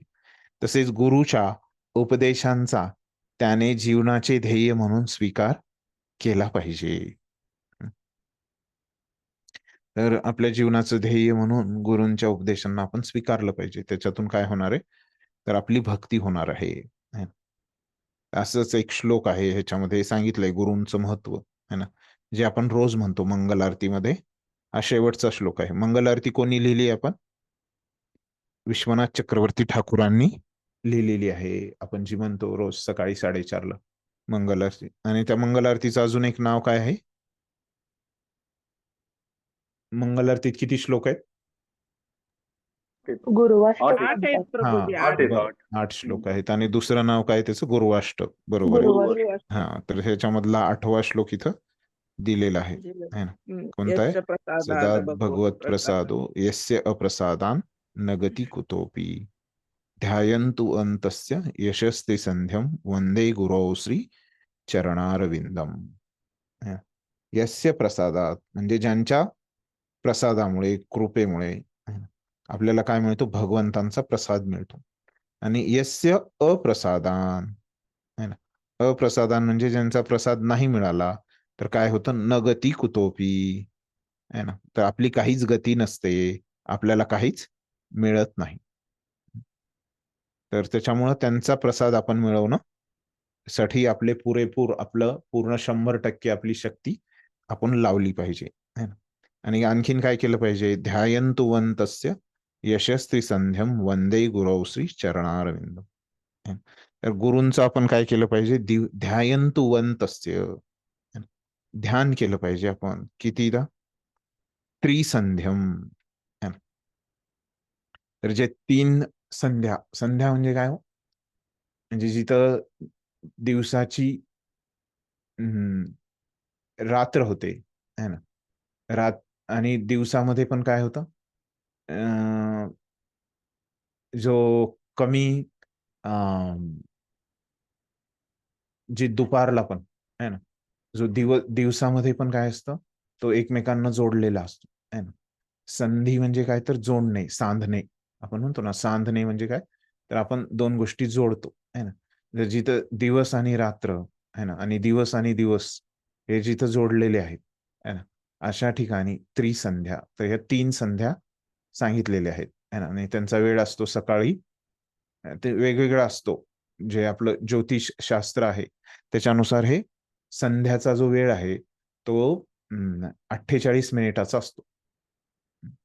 सकाळी 48 मिनिट असतात आणि दुपारी 48 मिनिट आणि संध्याकाळी 48 मिनिट असा हा संध्येचा वेळ असतो. पण आपल्याकडं ते अं, शा ज्योतिष शास्त्रामध्ये ही वेळ रोज बदलत जाते. है ना. रोज वेगवेगळ्या वेळ असतो. पण आपण त्याला इस्कॉनमध्ये त्याला हे पण आपले गुरु सांगतात, वरिष्ठ सांगतात, की त्याला आपण सकाळी 6 ते 7 ही वेळ आपण त्याला गृहीत धरू शकतो. दुपारी 12 ते 1 है ना. आणि संध्याकाळी 6 ते 7 है ना. या 3 जे वेळ आहेत है ना, तर यांना त्रिसंध्या असं म्हणतो आपण, सोपं करण्यासाठी है ना. शास्त्रामध्ये काय आहे, तर तो 48 मिनिटाचा वेळ असतो. त्याच्यासाठी तुम्हाला रोज ज्योतिष बघावं लागेल है ना. आजकाल मोबाईलमध्ये ऍप्लिकेशन पण निघाले है ना, त्याच्यामध्ये पण तुम्हाला समजून येईल की हा कोणता वेळ आहे.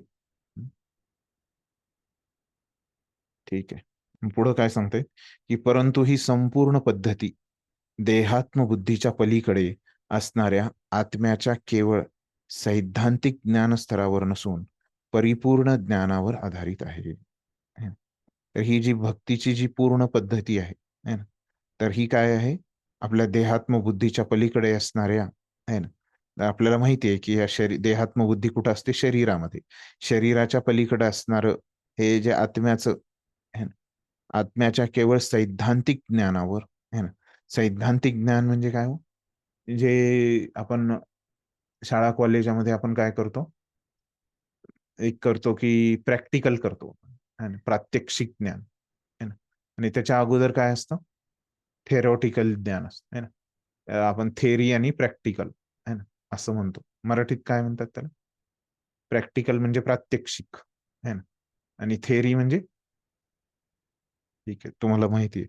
तर हे थेअरी, सैद्धांतिक ज्ञान म्हणजे काय, तर इथे केवळ हे थेअरी नसून ते काय आहे, की जी आपण भक्ती करतो त्याच्यावर हे आधारलेलं आहे हे ज्ञान है ना. भक्ती त्याचा आधार आहे. अशा ज्ञानामुळे सकाम कर्माद्वारे प्राप्त होणाऱ्या इंद्रिय तृप्तीची संधीच नष्ट होते. तर असं हे जे ज्ञान आहे है ना, तर जे की भक्तीवर आधारलेलं आहे, ज्याचा आधार भक्ती आहे है ना. तर त्या मुळं काय होतं, सकाम कर्माद्वारे प्राप्त होणाऱ्या इंद्रिय तृप्तीची संधीच नष्ट होते है. तर हे जे आपण सकाम कर्म कशामुळे करतो, इंद्रिय तृप्तीसाठी करतो है ना. तर हे इंद्रिय तृप्ती जे सकाम कर्माचं काय आहे, मूळ आहे है ना. तर हे मूळच नष्ट होऊन जाईल कशामुळं हो, भक्तीमुळं है ना. तर आपण म्हणतो की भक्ती केल्यामुळं काय होतं, की आपली इंद्रिय तृप्तीची इच्छाच नष्ट होते, असं तुम्ही ऐकलं असेल है. तर हे इथं सांगतायत प्रभुपादांनी इथं सांगितलंय. कशामुळं नष्ट होते, कारण भक्ती केल्यामुळं आपलं हृदय शुद्ध होतं आणि इंद्रिय तृप्तीची इच्छाच निघून जाते. ज्याचे मन दृढनिश्चयी नाही तो विविध प्रकारच्या सकाम कर्माद्वारे आकर्षिला जातो. जे भगवंतांनी सांगितले की उलट है ना, जे भक्त करतात त्यांची बुद्धी स्थिर आहे आणि जे भक्ती नाही करत त्यांची बुद्धी अस्थिर आहे है ना. हे दोन्ही पक्ष प्रभुपादांनी पण सांगितले या ठिकाणी. ठीक आहे. तर ह्या श्लोकाचं विशेष असं महत्व आहे. तर भुरिजन प्रभू सांगतायत है ना, जे प्रभुपादांचे शिष्य आहेत, तर ते सांगतात की हे जे व्यवसायात्मिका बुद्धी आहे है ना, तर ही कशासाठी आवश्यक आहे हो? आपल्याला भक्तीमध्ये जर यश प्राप्त करायचंय है ना, तर त्याच्यासाठी ही खूप महत्वाची आहे है ना. तर ते एक प्रसंग सांगतात श्रील प्रभुपादांचा. तर श्रील प्रभुपादांनी संन्यास कधी घेतला माहितीये तुम्हाला, कोणत्या वर्षी घेतला?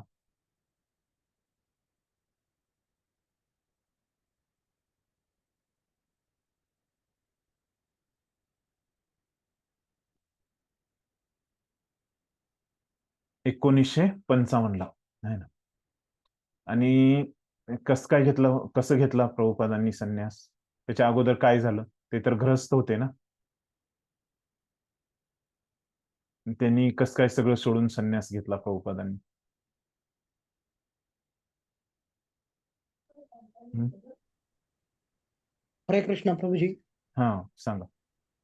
ते भक्ती करतच होते पहिल्यापासून, हम्म. पण भक्तीमध्ये दृढ होत चालले होते. हम्म. आणि ते याला गेले होते झाशी का कुठेतरी, तिथे बर प्रचार करत होते ते. बर. आणि त्यांना हल पण भेटला होता एक, आणि प्रचार चालू हम्म. असताना एका एका भक्ताच्या घरी सत्संग घ्यायला जायचे. आणि हम्म. त्यावेळेस त्यांच्या मुलाचा फोन आला का आपल्या मॅनेजरने भरपूर भ्रष्टाचार केलेला आहे हम्म. आणि आपली कंपनी लॉस मध्ये गेली, आणि नंतर कंपनीला आग पण लागली. बर. त्यावेळेस प्रभुपादांनी ही सर्व भगवंताची लीला आहे हम्म. असं समजून ते भक्ती मार्गामध्ये दृढ झाले. आणि बरंच त्यांचं धन असं वायाला गेलं. त्यांना भाड्याच्या घरात राहावं लागलं. हम्म.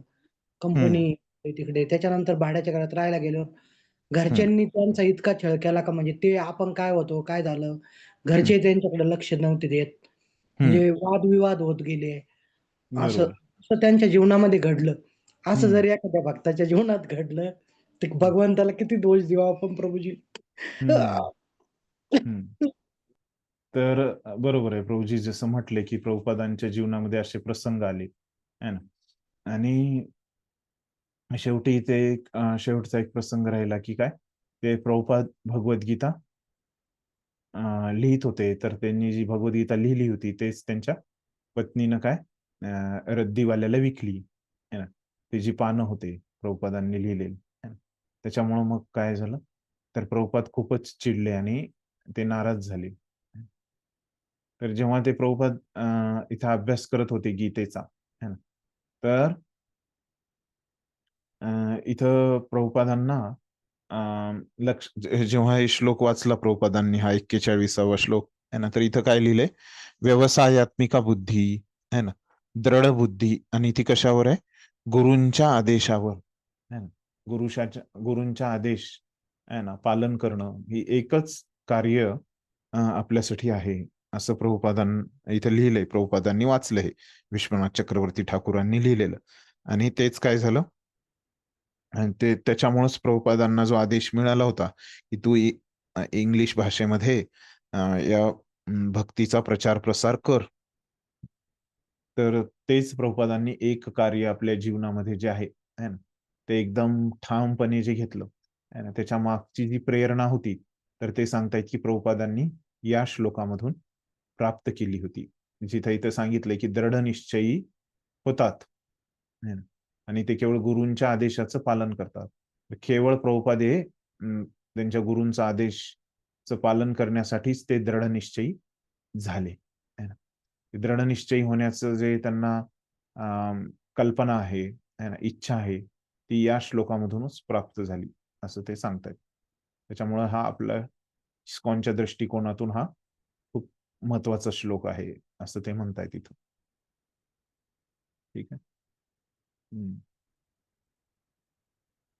तर आपल्याला लक्षात आलं की इथं व्यवसायात्मिका बुद्धी म्हणजे ज्याची बुद्धी भक्तीमध्ये लागली आहे है ना, ती अशी दृढ बुद्धी है ना, तीच बुद्धी दृढ आहे जी भक्तीमध्ये लागलेली आहे.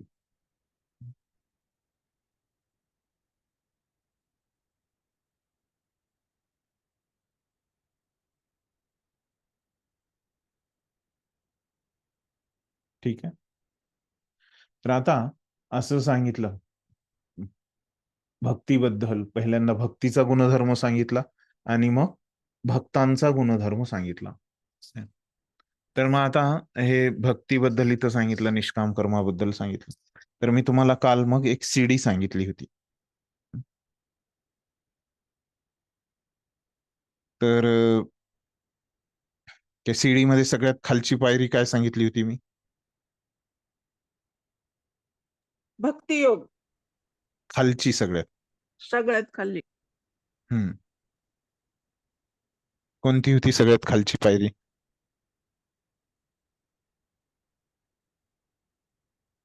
लक्षात आहे कुणाच्या? सगळ्यात खाली काय होतं त्या सीडी मध्ये? कर्मयोग. कर्मयोग, बरोबर आहे. आणि त्याच्यावर काय होतं? त्याच्यावरती ज्ञानयोग. योग योग मी लिहित नाही, है ना, जागा जास्त लागते ते. कर्म, त्याच्यावर काय होतं? ज्ञान. ज्ञान ज्ञान. योग, ज्ञान आणि ज्ञानयोग वेगवेगळे असतात. तर ज्ञानयोग समजा इथं. तर त्याच्यावरची काय होते? अष्टांग योग अष्टांग योग किंवा म्हणजे ध्यानयोग. ध्यान योग. त्याच्यावर काय होतं?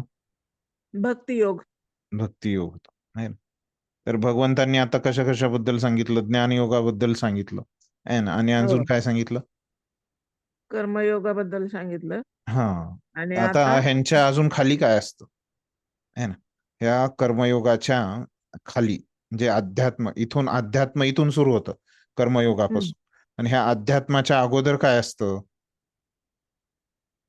तर हे असतं कर्मकांड असतं. आता भगवंत सांगणार आहेत कर्मकांडाबद्दल. आणि ह्या कर्मकांडाच्या अगोदर काय असतं?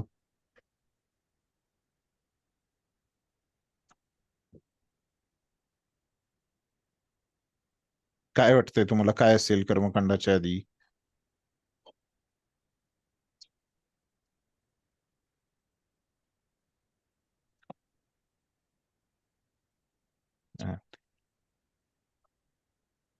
पशुजीवन म्हणजे हा, पशूंचं जीवन, है ना. तर जे लोक कर्मकांडाचं पण पालन नाही करत, तर ते कसे असतात? पशुसारखे, ज्याला प्रभुपादांनी बऱ्याच वेळेस म्हटलंय की काय, कुत्रा मांजऱ्यासारखे हे लोक जीवन जगतात, है ना. ते काय आहे? पशुसारखं जीवन आहे, जे कर्मकांडाचं पण पालन नाही करत, है ना. तर हे कर्मयोगापासून काय चालू होतं? अध्यात्म चालू होतं. तर कर्मयोगामध्ये पण काय असेल हो? तर कर्मयोगामध्ये पण 2 पायऱ्या असतील, है ना, कारण त्याचे 2 प्रकार आहेत, है ना. तर जी खालची पायरी आहे ती कोणती आहे?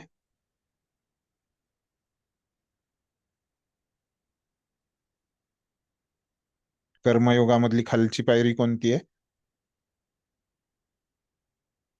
कर्मयोगामधली खालची पायरी. कर्मयोगामधली कर्मकांड.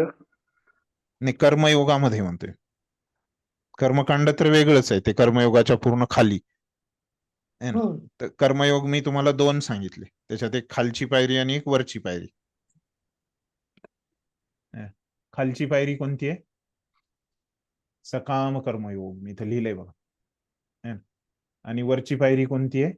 निष्काम कर्मयोग. अशा 2 पायऱ्या आहेत. तर सकाम कर्मयोगामध्ये काय असतं?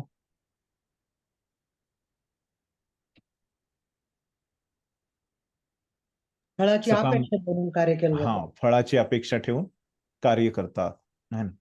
कुणासाठी कार्य करतात फळाची अपेक्षा ठेवून? स्वतःसाठीच. नाही, परम सत्यासाठी. योग आहे ना, योग, संबंध. योग म्हणजे काय? योग म्हणजे काय? तर संबंध साधणे, आपण म्हणतो ना. योग म्हणजे, योगा मीन्स टू लिंक म्हणायचे प्रभुपाद. काय म्हणायचे? टू लिंक म्हणजे काय? जोडणे, स्वतःला भगवंतांसोबत जोडणे. तर सकाम कर्मयोगामध्ये व्यक्ती काय करतो? तर भगवंतांसाठीच कर्म करतो, पण त्याच्या मागे काय असते? त्याची इच्छा असते. मला हे पाहिजे, मला पैसे पाहिजेत, मला चांगला नोकरी पाहिजे, मला चांगली बायको पाहिजे, किंवा मला चांगला नवरा पाहिजे, आहे ना, मला चांगली मुलं पाहिजे, आहे ना, मला चांगलं घर पाहिजे, संपत्ती पाहिजे, अशा त्याच्या इच्छा असतात, आहे ना. त्याच्यामुळे त्याला सकाम म्हणतात. आणि कर्मकांडामध्ये काय पाहिजे माहिती असतो? कर्मकांडामध्ये काय असतं? जे इतर देवी सकाम, देवतांची पूजापाठ. हा देवी देवतांची पूजापाठ करतात फक्त.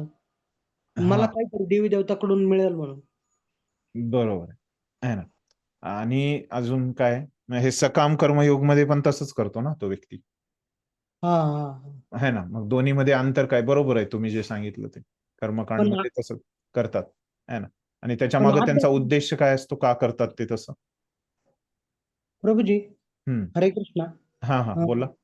कर्मयोगच्या खाली अध्यात्म म्हणले तुम्ही, मग कर्मकांड आणि कर्मयोगच्या मध्ये जे अध्यात्म असतं नाही, त्याचं अध्यात्म नाही, तरी अध्यात्म इथून सुरू होतं. हा अच्छा. हे जी सीडी आहे, ही जी सीडी कशाची आहे, आपली अध्यात्मामध्ये आपण कसं कसं वर चढणार आहे ना, त्याची सीडी आहे. याच्यात सगळ्यात खाली काय आहे, सकाम कर्मयोग आहे ना, इथून चालू होतं. पण त्याच्या खाली काय आहे, हे कर्मकांड आहे ना. तर हे बरोबर आहे, तुम्ही जसं कर्मकांड सांगितलं, तर कर्मकांडाचा अर्थ काय, तर इथं वेगवेगळ्या देवी देवतांच्या आहे ना, किंवा परम सत्याच्या इथं वेगवेगळ्या विधी केले जातात, त्यांची पूजा केली जाते, त्यांच्यासाठी वेगवेगळे प्रकारचे कार्य केले जातात. आणि त्याच्या मागे काय उद्देश असतो, कर्मकांडामध्ये पण तोच उद्देश असतो आहे ना, की मला काहीतरी ह्याच्या बदल्यामध्ये पाहिजे आहे ना, असाच उद्देश असतो. मग अंतर काय आहे हो, सकाम कर्मयोग मध्ये आणि कर्मकांडामध्ये अंतर काय राहिलं मग?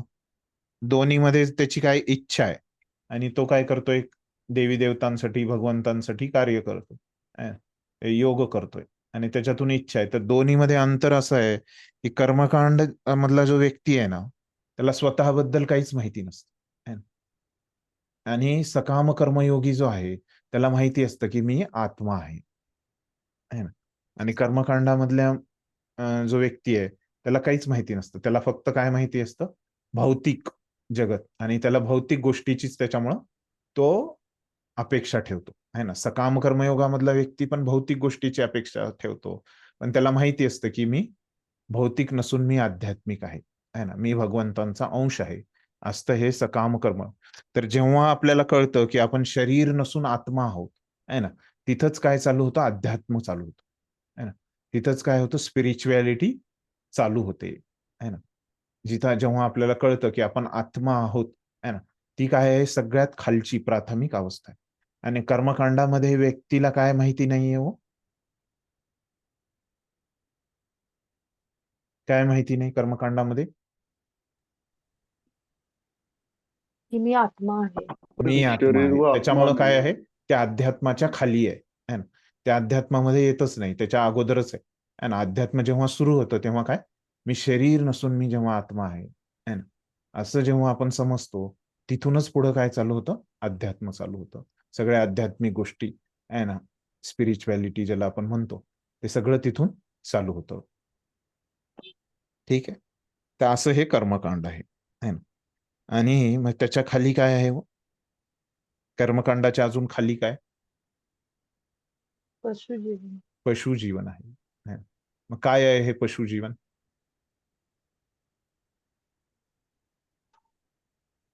काहीच माहिती नाही, फक्त उपभोग घेणे जीवनाचा. चार हा, फक्त उपभोग केले आहे ना, काबाड कष्ट करणे, पैसे कमवणे आणि ते लुटणे, त्याचाच आनंद घेणे आहे ना.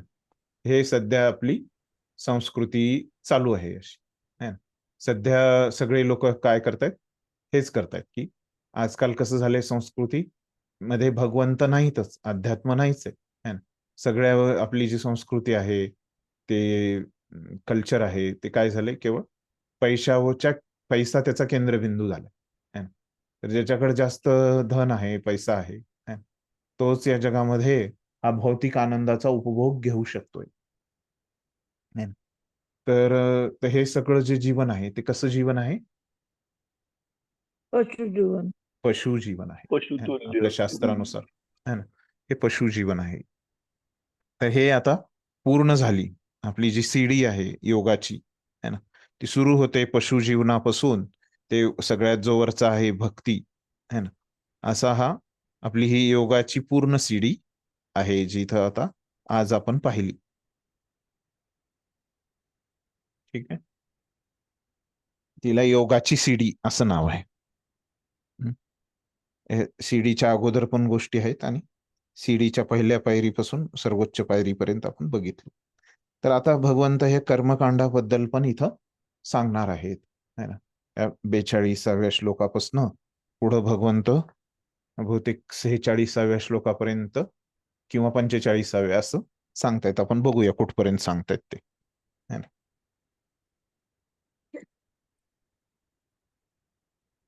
ठीक आहे, समजलं आता काय भगवंत बोलणार आहेत 42व्या श्लोकापासून ते. कुणाला काही प्रश्न आहे, हे समजलं नाही असं कुणी आहे? न- ठीक आहे, आपण पुढे जाऊया. आता भगवंत कोणत्या विषयावर बोलणार आहे तो? पशुजीवन. नाही नाही नाही, कर्मकांड. कर्मकांड. हा, कर्मकांडावर. है ना? ठीक आहे, बघूया आपण भगवंत काय म्हणतायत ते. काय म्हणतायत? यामिमां पुष्पितां वाचम प्रवद्यन्ति विपश्चितः वेदवादरतः पार्थ नान्यद् अस्ति इति वादिनः काम आत्मनः स्वर्गपरा जन्म कर्म फलप्रदां क्रिया विशेष बहुलां भोगैश्वर्य गतिं प्रती. या 2 श्लोकामध्ये काय म्हणतायत भगवान बघूत. अल्पज्ञ लोक वेदांमधील अलंकारिक शब्दांवर अत्यंत आसक्त असतात, कारण त्यात स्वर्गाप्रत उन्नत होण्याकरिता निरनिराळी सकाम कर्मे, त्यापासून मिळणारा चांगला जन्म, शक्ती इत्यादींना मान्यता देण्यात आली आहे. ऐश्वर्यशाली जीवन आणि इंद्रिय तृप्तीची इच्छा असल्यामुळे ते म्हणतात की याहून अधिक महत्वपूर्ण असे काहीच नाही. है ना? तर आता हे जे कर्मकांडी लोक आहेत, है ना, तर हे कसे आहेत भगवंत सांगतायत. पहिल्यांदा त्यांनी सांगितलं अल्पज्ञ आहेत. है ना? अल्पज्ञ म्हणजे काय हो? तर अल्पज्ञान असतं. ज्यांचं ज्ञान अल्प आहे, थोडस त्यांना ज्ञान आहे, है ना? तर त्यांना पूर्ण ज्ञान नाही, है ना. कशामुळे त्यांना आपल्याला कसं कळालं त्यांच्याकडे पूर्ण ज्ञान नाहीये? तर पुढे सांगताय, है ना, कसं कळतं. तर ते काय करतात की हे सगळ्या गोष्टी कुठं सांगितल्या तो मूळच्या, है ना, पशुजीवन, कर्मकांड, सकाम कर्म, है ना, ज्ञानयोग, वेदामध्ये. कशात सांगितलं? वेदामध्ये. वेदांमध्ये, है ना, वेदांमध्ये सांगितलेले आहे. बरोबर आहे ना.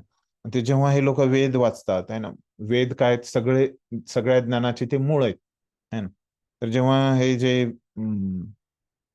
कर्मकांडी लोक आहेत, है ना, ते जेव्हा वेद वाचतात किंवा ऐकतात त्यांच्या गुरुकडून, है ना, तर तेव्हा ते काय करतात, जे वेदांमध्ये अलंकारिक शब्द आहेत, कोणते हो अलंकारिक शब्द कोणते, की स्वर्गामध्ये कसं जायचं, है ना, चांगलं शरीर कसं मिळवायचं, निरोगी शरीर कसं मिळवायचं, कसं श्रीमंत व्हायचं, कसे चांगले नातलग मिळवायचे, कसे चांगले संबंध बनवायचे, या सगळ्या गोष्टी कुठे दिल्यात? वेदामध्ये दिल्यात. तर हे लोक वेदांमध्ये सगळ्याच गोष्टी आहेत, है ना. वेदांमध्ये भक्ती पण आहे, है ना, ह्या सगळ्या गोष्टी पण आहे, है ना, ज्ञान योग आहे, अष्टांग योग आहे.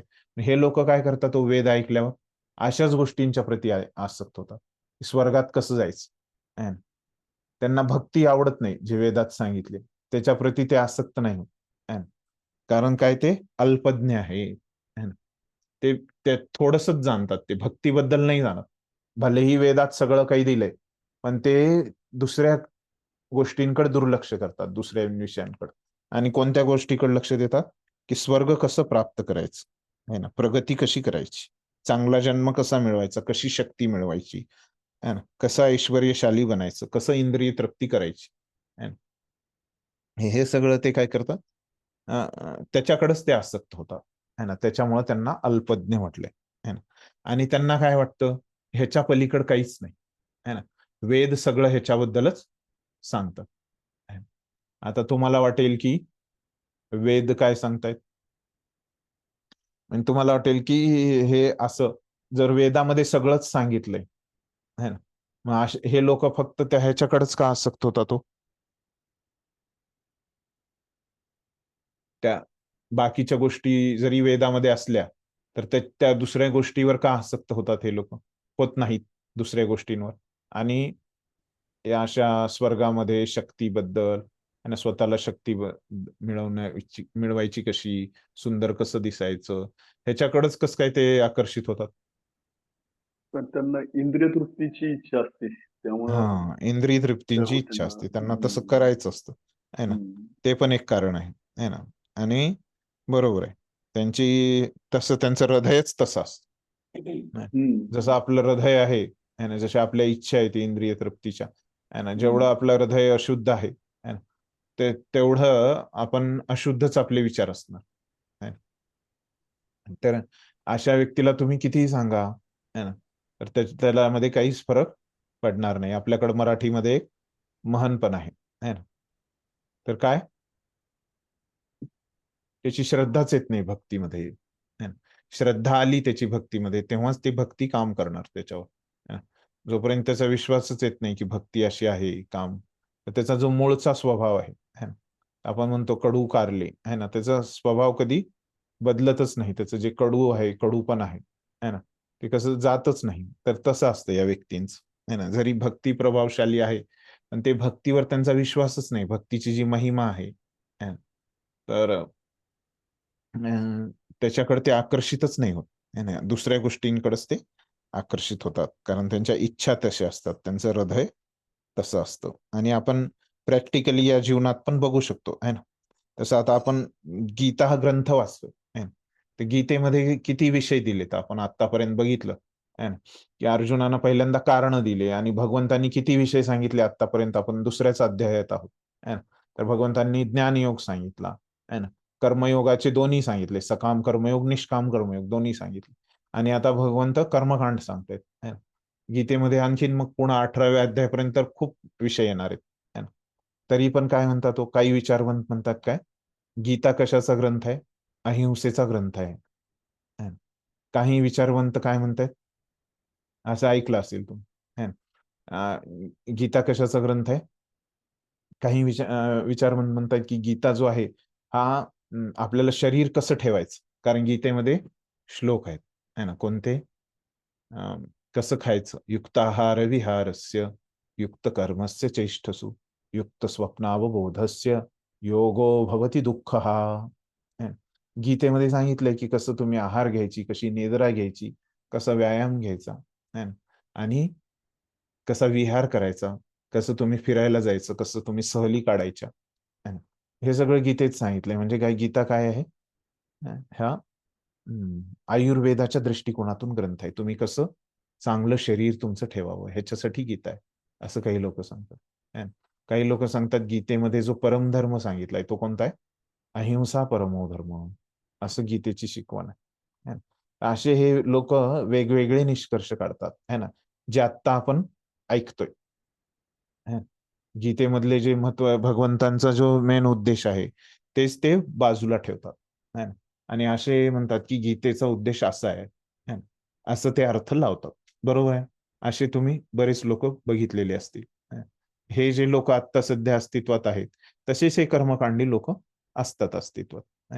भलेही गीतेत सगळ्या गोष्टी सांगितल्यात पण ते म्हणतात की गीता ह्याच्यासाठीच आहे, अहिंसेसाठीच आहे, शरीर चांगलं ठेवण्यासाठीच आहे.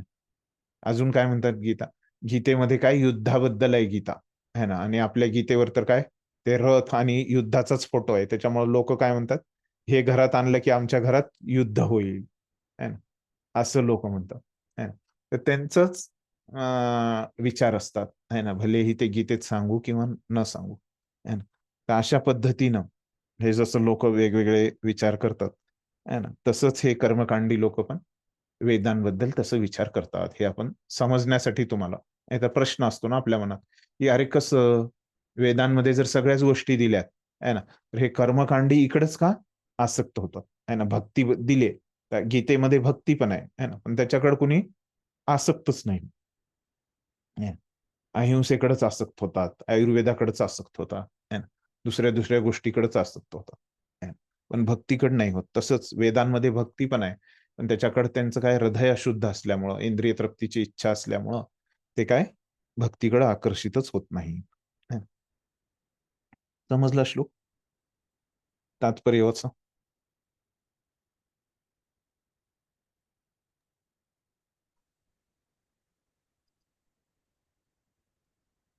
प्रभूजी मी वाचू? हा वाच. सामान्यतः लोक बुद्धिमान नसतात आणि अज्ञानामुळे ते वेदांमध्ये सांगितलेल्या कर्मकांड भागातील सकाम कर्मावर अत्यंत आसक्त असतात. स्वर्ग लोकांमध्ये इंद्रियतृप्ती करून जीवनाचा उपभोग घेण्याव्यतिरिक्त इतर काहीही करावयाची त्यांची इच्छा नसते. कारण स्वर्गलोकामध्ये भौतिक ऐश्वर्य व मदिरा आणि मदिराक्षी सहजपणे उपलब्ध असतात. स्वर्गलोकाप्रत उन्नत होण्यासाठी वेदांमध्ये अनेक प्रकारचे यज्ञ, विशेषतः ज्योतिष्ठोम यज्ञ सांगण्यात आले आहे. जो स्वर्गलोकाची प्राप्ती करू इच्छितो अशा प्रकारचे यज्ञ करणे अत्यावश्यक आहे, असे वेदांमध्ये सांगण्यात आले आहे. जे अल्पज्ञानी लोक आहेत त्यांना वाटते की वैदिक ज्ञानाचे हेच संपूर्ण सार आहे. अशा अनु अन अननुभवी लोकांना दृढ कृष्ण भावनेमध्ये स्थित होणे अत्यंत कठीण आहे. ज्याप्रमाणे मूर्ख लोक हे विषारी झाडाच्या फुलांनी आकर्षिले जातात, कारण त्यांना अशा प्रकारच्या आकर्षणाचा परिणाम माहीत नसतो. त्याप्रमाणे अज्ञानी लोक अशा स्वर्गीय ऐश्वर्य व त्यामुळे प्राप्त होणाऱ्या इंद्रिय भोगामुळे आकर्षिले जातात. वेदांमधील कर्मकांड विभागात सांगण्यात आले आहे की अपाम सोमवृता अभूम आणि अक्षयम वै चातुर्मास्य याजिनः सुकृतम भवती. जे चातुर्मासाचे पालन करतात ते अमर आणि सदैव आनंदी होण्यासाठी सोमरसपान करण्यास पात्र ठरतात. या पृथ्वीवरही काही जण सोमरसपान करून दष्टपुष्ट आणि इंद्रस्तुती करण्यास समर्थ होण्यासाठी अत्यंत उत्सुक असतात. अशा व्यक्तींचा भौतिक बंधनातून मुक्त होण्यावर विश्वास नसतो आणि वेदांमध्ये सांगितलेल्या भक्तिपास विधींमध्ये ते अत्यंत आसक्त असतात. सामान्यतः ते विश्वासक्त असतात आणि त्यांना स्वर्गीय सुखभोगाव्यतिरिक्त काहीही नको असते. असे सांगितले जाते की स्वर्गामध्ये अं नंदनकानन नावाची उद्याने आहेत, जेथे अप्सरांचा सहवास आणि विपुल प्रमाणात सोमरसपान करण्याची उत्तम संधी असते. असे हे शारीरिक सुख निश्चितपणे इंद्रिय लोलूप आहे. म्हणून भौतिक जगताचे स्वामी समजून क्षणिक भौतिक सुखामध्ये अत्यंत आसक्त असणारे लोक तेथे असतात. धन्यवाद. तर आता इथं तात्पर्यामध्ये प्रभुपाद आपल्याला सांगतायत की आता इथं जे सांगितलंय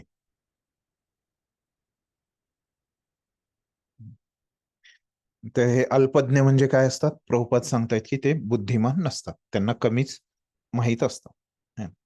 तर मी हे तुम्हाला आधीच सांगितलं की हे श्लोकामध्ये भगवंत कशाबद्दल बोलतायत? कर्मकांड है ना. तर तेच प्रभुपाद इथं सांगतायत की अज्ञानामुळे ते वेदामध्ये सांगितलेल्या कर्मकांड भागातील है ना, तर वेदांमध्ये जे कर्मकांड आहे है ना, त्याच्यावरच हे लोक आसक्त असतात, तिकडच त्यांचं हे सगळं लक्ष असतं. तर स्वर्गलोकामध्ये इंद्रिय तृप्ती करून जीवनाचा उपभोग घेण्याव्यतिरिक्त इतर काहीही करावयाची त्यांची इच्छा नसते. त्यांची इच्छा काय असते? कर्मकांडामध्ये एक आहे की त्यांना स्वर्गामध्ये पण जायचं असतं.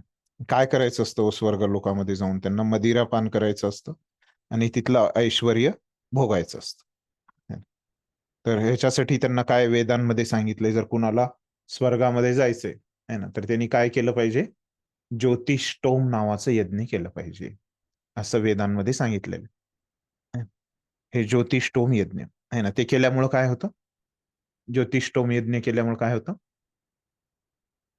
व्यक्ती स्वर्गामध्ये जातो. आणि ज्याने हे ज्योतिष्टोम यज्ञ केले तो स्वर्गामध्ये त्याला जातो, त्याला प्रवेश मिळतो. जो स्वर्गलोकाची प्राप्ती करू इच्छितो त्याने अशा प्रकारचे यज्ञ करणे अत्यावश्यक आहे, असे वेदात सांगण्यात आले. जे अल्पज्ञानी लोक आहेत त्यांना वाटते की वैदिक ज्ञानाचे हेच संपूर्ण सार आहे ना. अल्पज्ञानी है ना, बुद्धिमान नसलेल्या लोकांना असं वाटतं की हेच वेदांचं सार आहे. अशा अनुभवी लोकांना दृढ कृष्ण भावनेमध्ये स्थित होणे अत्यंत कठीण आहे. तर अशा लोकांना भक्तीमध्ये येणं खूप अवघड आहे. कशामुळे अवघड आहे? आपण बघितलं की त्यांना इंद्रिय तृप्तीची इच्छा असते, त्याच्यामुळं त्यांचं हृदय जे आहे ना ते दूषित असतं आणि त्या हृदयामध्ये त्यांना आकर्षणच, भक्तीवर श्रद्धाच त्यांची उत्पन्न होत नाही.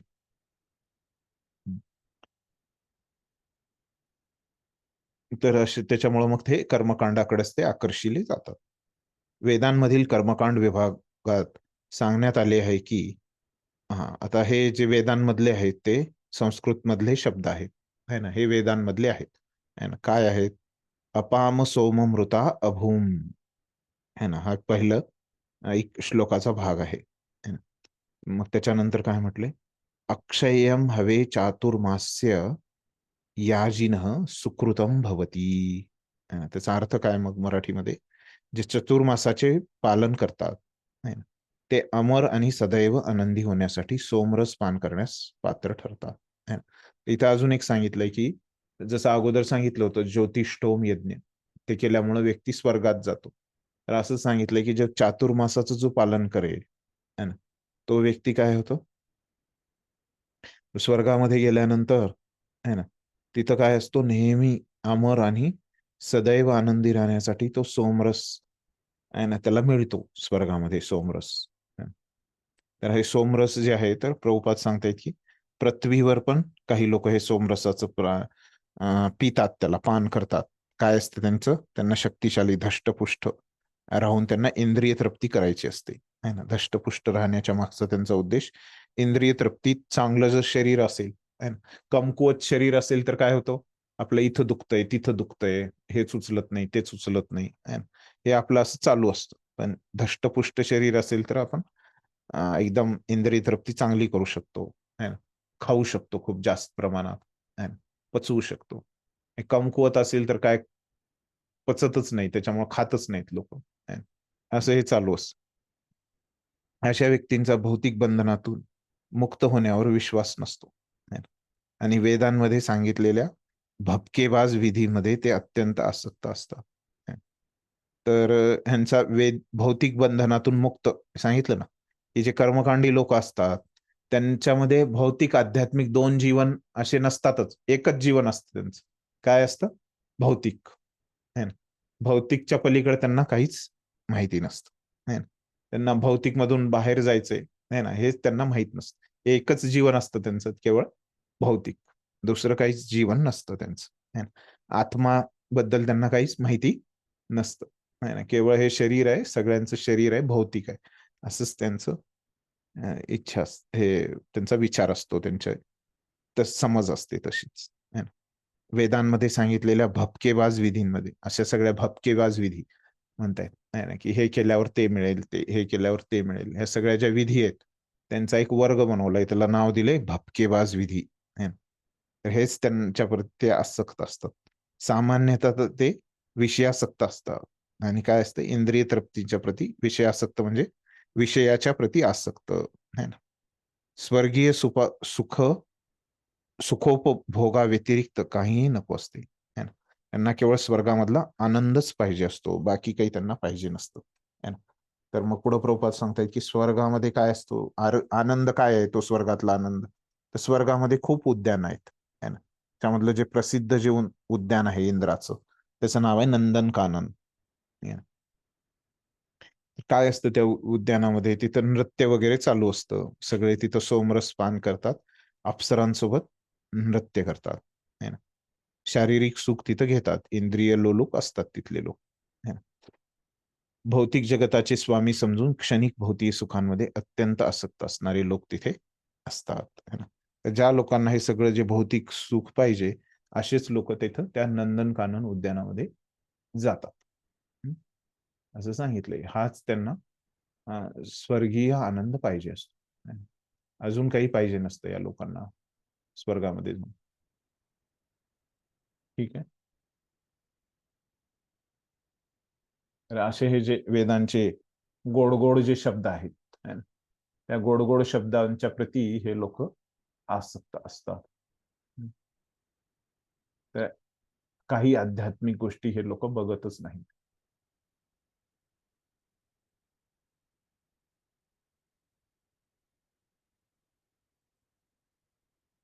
त्यांना वाटतं की हे वेदामधले जे शब्द आहेत हेच वेदांचा सार आहे, असं म्हणतात प्रभुपाद.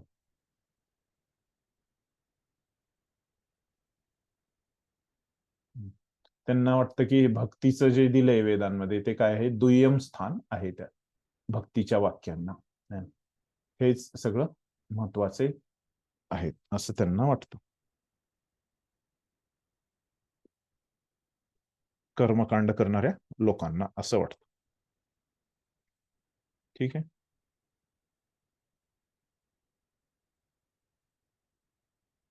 असं हे कर्मकांडी लोकांबद्दल बोलल्यानंतर है ना, मग भगवंत सांगतायत की जे व्यवसायात्मिका बुद्धी है ना, हे येण्यामध्ये अडथळे काय आहेत लोकांना. तर ही जी भक्ती करतात लोक, त्यांची बुद्धी कशी असते, भगवंतांनी सांगितलं व्यवसायात्मिका बुद्धी असते, दृढ निश्चयी ते असतात. तर जे लोक दृढ निश्चयी नाही आहेत है ना, त्यांना काय अडचणी येतात दृढ निश्चयी बनण्यासाठी है ना. त्याच्या खूप काही अडचणी असू शकतात है ना. त्याच्यामधल्या मुख्य अडचणी भगवंत इथं सांगतायत है ना. तर काय आहेत त्या अडचणी आपण बघूया पुढल्या श्लोकामध्ये. इथपर्यंत सगळं समजलं सगळ्यांना. पुढचा श्लोक आहे, भोगैश्वर्य प्रसक्तानां तया अपहृत चेतसां व्यवसायात्मिका बुद्धी समाधौ न विधीयते. काय म्हणतायत भगवान, जे लोक इंद्रिय तृप्ती आणि भौतिक ऐश्वर्यात अत्यंत आसक्त झालेले आहेत आणि या गोष्टीमुळे जे मोहग्रस्त झालेले आहेत, त्यांच्या मनामध्ये भगवंतांच्या भक्तिपूर्ण सेवेचा दृढ निश्चय होऊ शकत नाही. असे लोक आहे ना, जे इंद्रिय तृप्ती आणि भौतिक ऐश्वर्य हे दोन काय आहेत, अडथळे आहेत. जर कोणी इंद्रिय तृप्तीच्या प्रती आसक्त झाले आणि कोणी भौतिक ऐश्वर्याच्या प्रती जर कोणी आसक्त झाले, हे दोन अडथळे आहेत है ना. तर ह्या दोन अडथळ्यांमुळे, या दोन गोष्टीमुळे व्यक्ती काय होतो, मोहग्रस्त होतो आणि त्याच्या मनामध्ये भगवंतांची भक्ती करण्याचा दृढ निश्चय है ना, तो उत्पन्न होत नाही. त्याच्यामुळे या दोन गोष्टी आपण सोडून दिल्या पाहिजे है ना. कोणत्या, तर भौतिक ऐश्वर्य है ना, भौतिक ऐश्वर्य आहे असेल आपल्याकडे, तर ते आपण भगवंतांच्या सेवेत लावून टाकलं पाहिजे नाही, आपल्याकडं कमी ठेवलं पाहिजे. जेवढं आपल्या शरीराने आत्म्याला जेवढं काही आवश्यक आहे तेवढंच आपण आपल्याकडं ठेवलं पाहिजे है ना. आणि इंद्रिय तृप्तीचं पण आपण कमी केलं पाहिजे है ना. जेवढे आपण करतोय त्याच्यापेक्षा भौतिक ऐश्वर्याबद्दलची जी आसक्ती आहे ती पण आपण कमी केली पाहिजे. आपण आपलं आत्मपरीक्षण करून बघितलं पाहिजे की आपण किती आसक्त आहोत है ना, आणि हळूहळू ते कमी केलं पाहिजे. ठीक, वाचा तात्पर्य.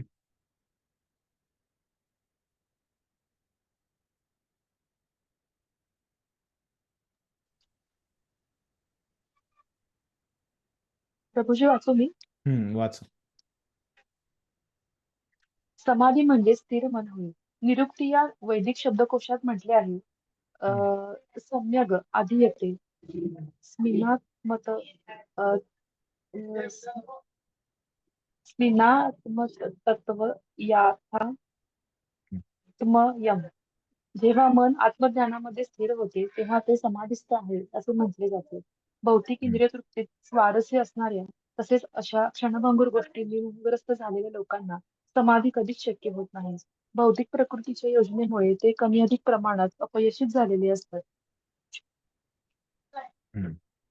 बरोबर. तर आता आपल्याला श्लोकामधून काय समजलं की हे जे इंद्रिय तृप्ती आणि भौतिक ऐश्वर्य हे दोन अडथळे आहेत कशासाठी, दृढ निश्चयी होण्यासाठी भक्तीमध्ये है ना. हे त्याच्या संदर्भात मग प्रभुपाद आपल्याला समजवता येते. समाधी म्हणजे काय, समाधान विधीयते असं म्हटलंय ना. स्थिर अंतःकरण त्यांना प्राप्त होत नाही. समाधी म्हणजे स्थिर मन है ना. तर हे कुठं कळालं समाधीचा अर्थ स्थिर मन आहे, मी तुम्हाला सांगितलंय है ना. अर्थ हे जे वैदिक शब्दांचे अर्थ कुठे दिलेले असतात, वैदिक शब्दकोशामध्ये. हा, वैदिक शब्दकोशामध्ये निरुक्तामध्ये. तर हे जे आहे समाधी म्हणजे स्थिर मन हे तिथं दिलंय. आणि काय आहे त्याचा अर्थ, सम्यक, ते संस्कृत मध्ये आहे ना. हे जे निरुक्ती आहे ना ते संस्कृत मध्ये आहे, शब्दकोश है ना. ते शब्द पण आहेत मूळचे है ना, ते पण संस्कृत मधले आहेत आणि त्यांचा अर्थ पण काय आहे संस्कृत मध्ये दिलेला आहे ना. जसं तुम्ही इंग्लिश डिक्शनरी दिली असेल तर इंग्लिश डिक्शनरी मध्ये पण दोन प्रकारचे डिक्शनरी असतात है ना. त्याच्यामध्ये काही इंग्लिश शब्दांचे मराठीत अर्थ दिलेले असतील एका प्रकारच्या डिक्शनरीमध्ये, आणि दुसऱ्या प्रकारच्या डिक्शनरीमध्ये कसं असतं, त्या इंग्लिश शब्दाचा इंग्लिशमध्येच अर्थ दिलेला असतो. बरोबर आहे. अशा दोन प्रकारच्या डिक्शनरी तुम्ही बघितल्या असतील. तर ही जी निरुक्त म्हणजे ही जी डिक्शनरी आहे, शब्दकोश आहे, त्याच्यामध्ये जे वेद कशामध्ये आहेत, कोणत्या भाषेत आहेत, संस्कृत भाषेमध्ये. आणि त्याच्यामधले शब्द पण संस्कृतचे आहेत आणि त्यांचा अर्थ पण काय दिलाय, संस्कृतमध्ये. ही अशा प्रकारची ही डिक्शनरी आहे वेदिक. तर त्याचा अर्थ दिलाय त्यांनी संस्कृत मधला. सम्यक अधीयते अस्मिन् ना न आत्मन त्वया अथा अथात्म्यम अथात्म्यम, है ना? असा त्याचा अर्थ दिलाय. सम्यक अधीयते अस्मिन् नात मत नामतत्व यया, सॉरी त्वया आहे, ते असं आहे. अधीयते अस्मिन् नात, है ना? नात मत नात मत त्वया अथा अथ अथात्मी अथात्मी है ना? असं आहे. त्याचे संधी सगळं जोडून दिलेलं आहे. त्यात जेव्हा मन आत्मज्ञानामध्ये स्थिर होते तेव्हा ते समाधीस्थ आहे, है ना? तर जेव्हा मन समाधीमध्ये आहे, स्थिर मन म्हणजे काय? तर जेव्हा आपल्या मनामध्ये केवळ आत्मज्ञानाबद्दल, म्हणजे काय, तर केवळ भक्तीचे, है ना, आत्म्याबद्दलचे, आत्म्याच्या ज्ञानाबद्दलचे, म्हणजे काय, मनामध्ये केवळ आपलं आध्यात्मिक विचार आहेत, भक्तीचे विचार आहेत, है ना, तेव्हा काय आहे, आपलं मन स्थिर आहे, असं सांगितलं. की मन स्थिर आहे म्हणजे काय आहे, की सगळं काही आपण सोडून देऊ शकत नाही, है ना. आपण म्हणतो की आपण काय आहोत, दगड नाही आहोत, है ना. तर मनामध्ये आपल्या कोणत्या ना कोणत्या प्रकारचे विचार असणारच, है ना. मनाला आपण विचारापासून मुक्त करू शकत नाही, है ना. पण काय करू शकतो, मनाला, या मनामध्ये आपण भगवंतांबद्दलचे विचार आणू शकतो, है ना. तर जेव्हा या मनामध्ये केवळ भगवंतांबद्दलच्याच इच्छा आहेत, भगवंतांबद्दलचेच विचार आहेत, अध्यात्माबद्दलचाच विचार आहे, अध्यात्माबद्दलच्याच इच्छा आहेत, ते मन कसं आहे, स्थिर आहे, है ना, समाधी अवस्थेमध्ये आहे, है ना. असं नाही की मनामध्ये काहीच इच्छा नाहीये, है ना. काही लोक करतात तसं, है ना. सगळ्या इच्छा आपल्याला सोडून द्यायच्या, सगळं काही आपल्याला सोडून द्यायचं, तसं नाही, है ना. तर निरुक्त मध्ये मनाचं मन स्थिर म्हणजे काय आहे, की जे आत्म्यामध्ये स्थिर आहे, ज्याच्यामध्ये आत्म्याबद्दलचे जे विचार आहे, ज्याच्यामध्ये भगवंतांबद्दलचे विचार आहेत, असंच मन आहे स्थिर मन म्हणजे, है ना. असं मन नाही की ज्याच्यामध्ये काहीच विचार नाहीत, शून्य विचार आहेत ज्याच्यामध्ये, असं नाही, है ना. ते स्थिर मन नाही. स्थिर म्हणजे काय, त्याच्यामध्ये आत्म्याबद्दलचे विचार आहेत, म्हणजे भगवंतांबद्दलचे विचार आहेत. पुढे ते सांगतायत, भौतिक इंद्रिय तृप्तीत स्वारस्य असणाऱ्या, तसेच अशा क्षणभंगूर गोष्टींना मोहरस्त झालेल्या लोकांना समाधी कधीच शक्य होत नाही. हे जे दोन प्रकारच्या अडथळ्यामध्ये लोक अडकलेले आहेत, त्यांना ही समाधी अवस्था प्राप्त होत नाही, असं म्हणतात. भौतिक प्रकृतीच्या योजनेमुळे ते कमी अधिक प्रमाणात अपयशित झालेले असतात, है ना. तर त्यांच्याकडे कितीही भौतिक ऐश्वर्य असलं, है ना, त्यांच्याकडं कितीही इंद्रिय तृप्तीची साधनं असली, तरी पण ते काय आहेत, प्रभुपाद म्हणतात अयशस्वीच आहेत, है ना. ती सगळी जी साधनं आहेत इंद्रिय तृप्तीची, ती कशी आहेत, शून्याप्रमाणे आहेत, कारण त्यांच्याकडे एकच नाहीये. एक म्हणजे काय, अध्यात्मच नाहीये त्यांच्याकडं, है ना. तर असं इथं आपण याचा अर्थ बघितलेला आहे. 2 मिनिट आहेत, तर आपण थांबूया, पुढच्या श्लोकाला वेळ लागेल. कुणाचा काही प्रश्न आहे, कुणाला काही विचारायचंय तर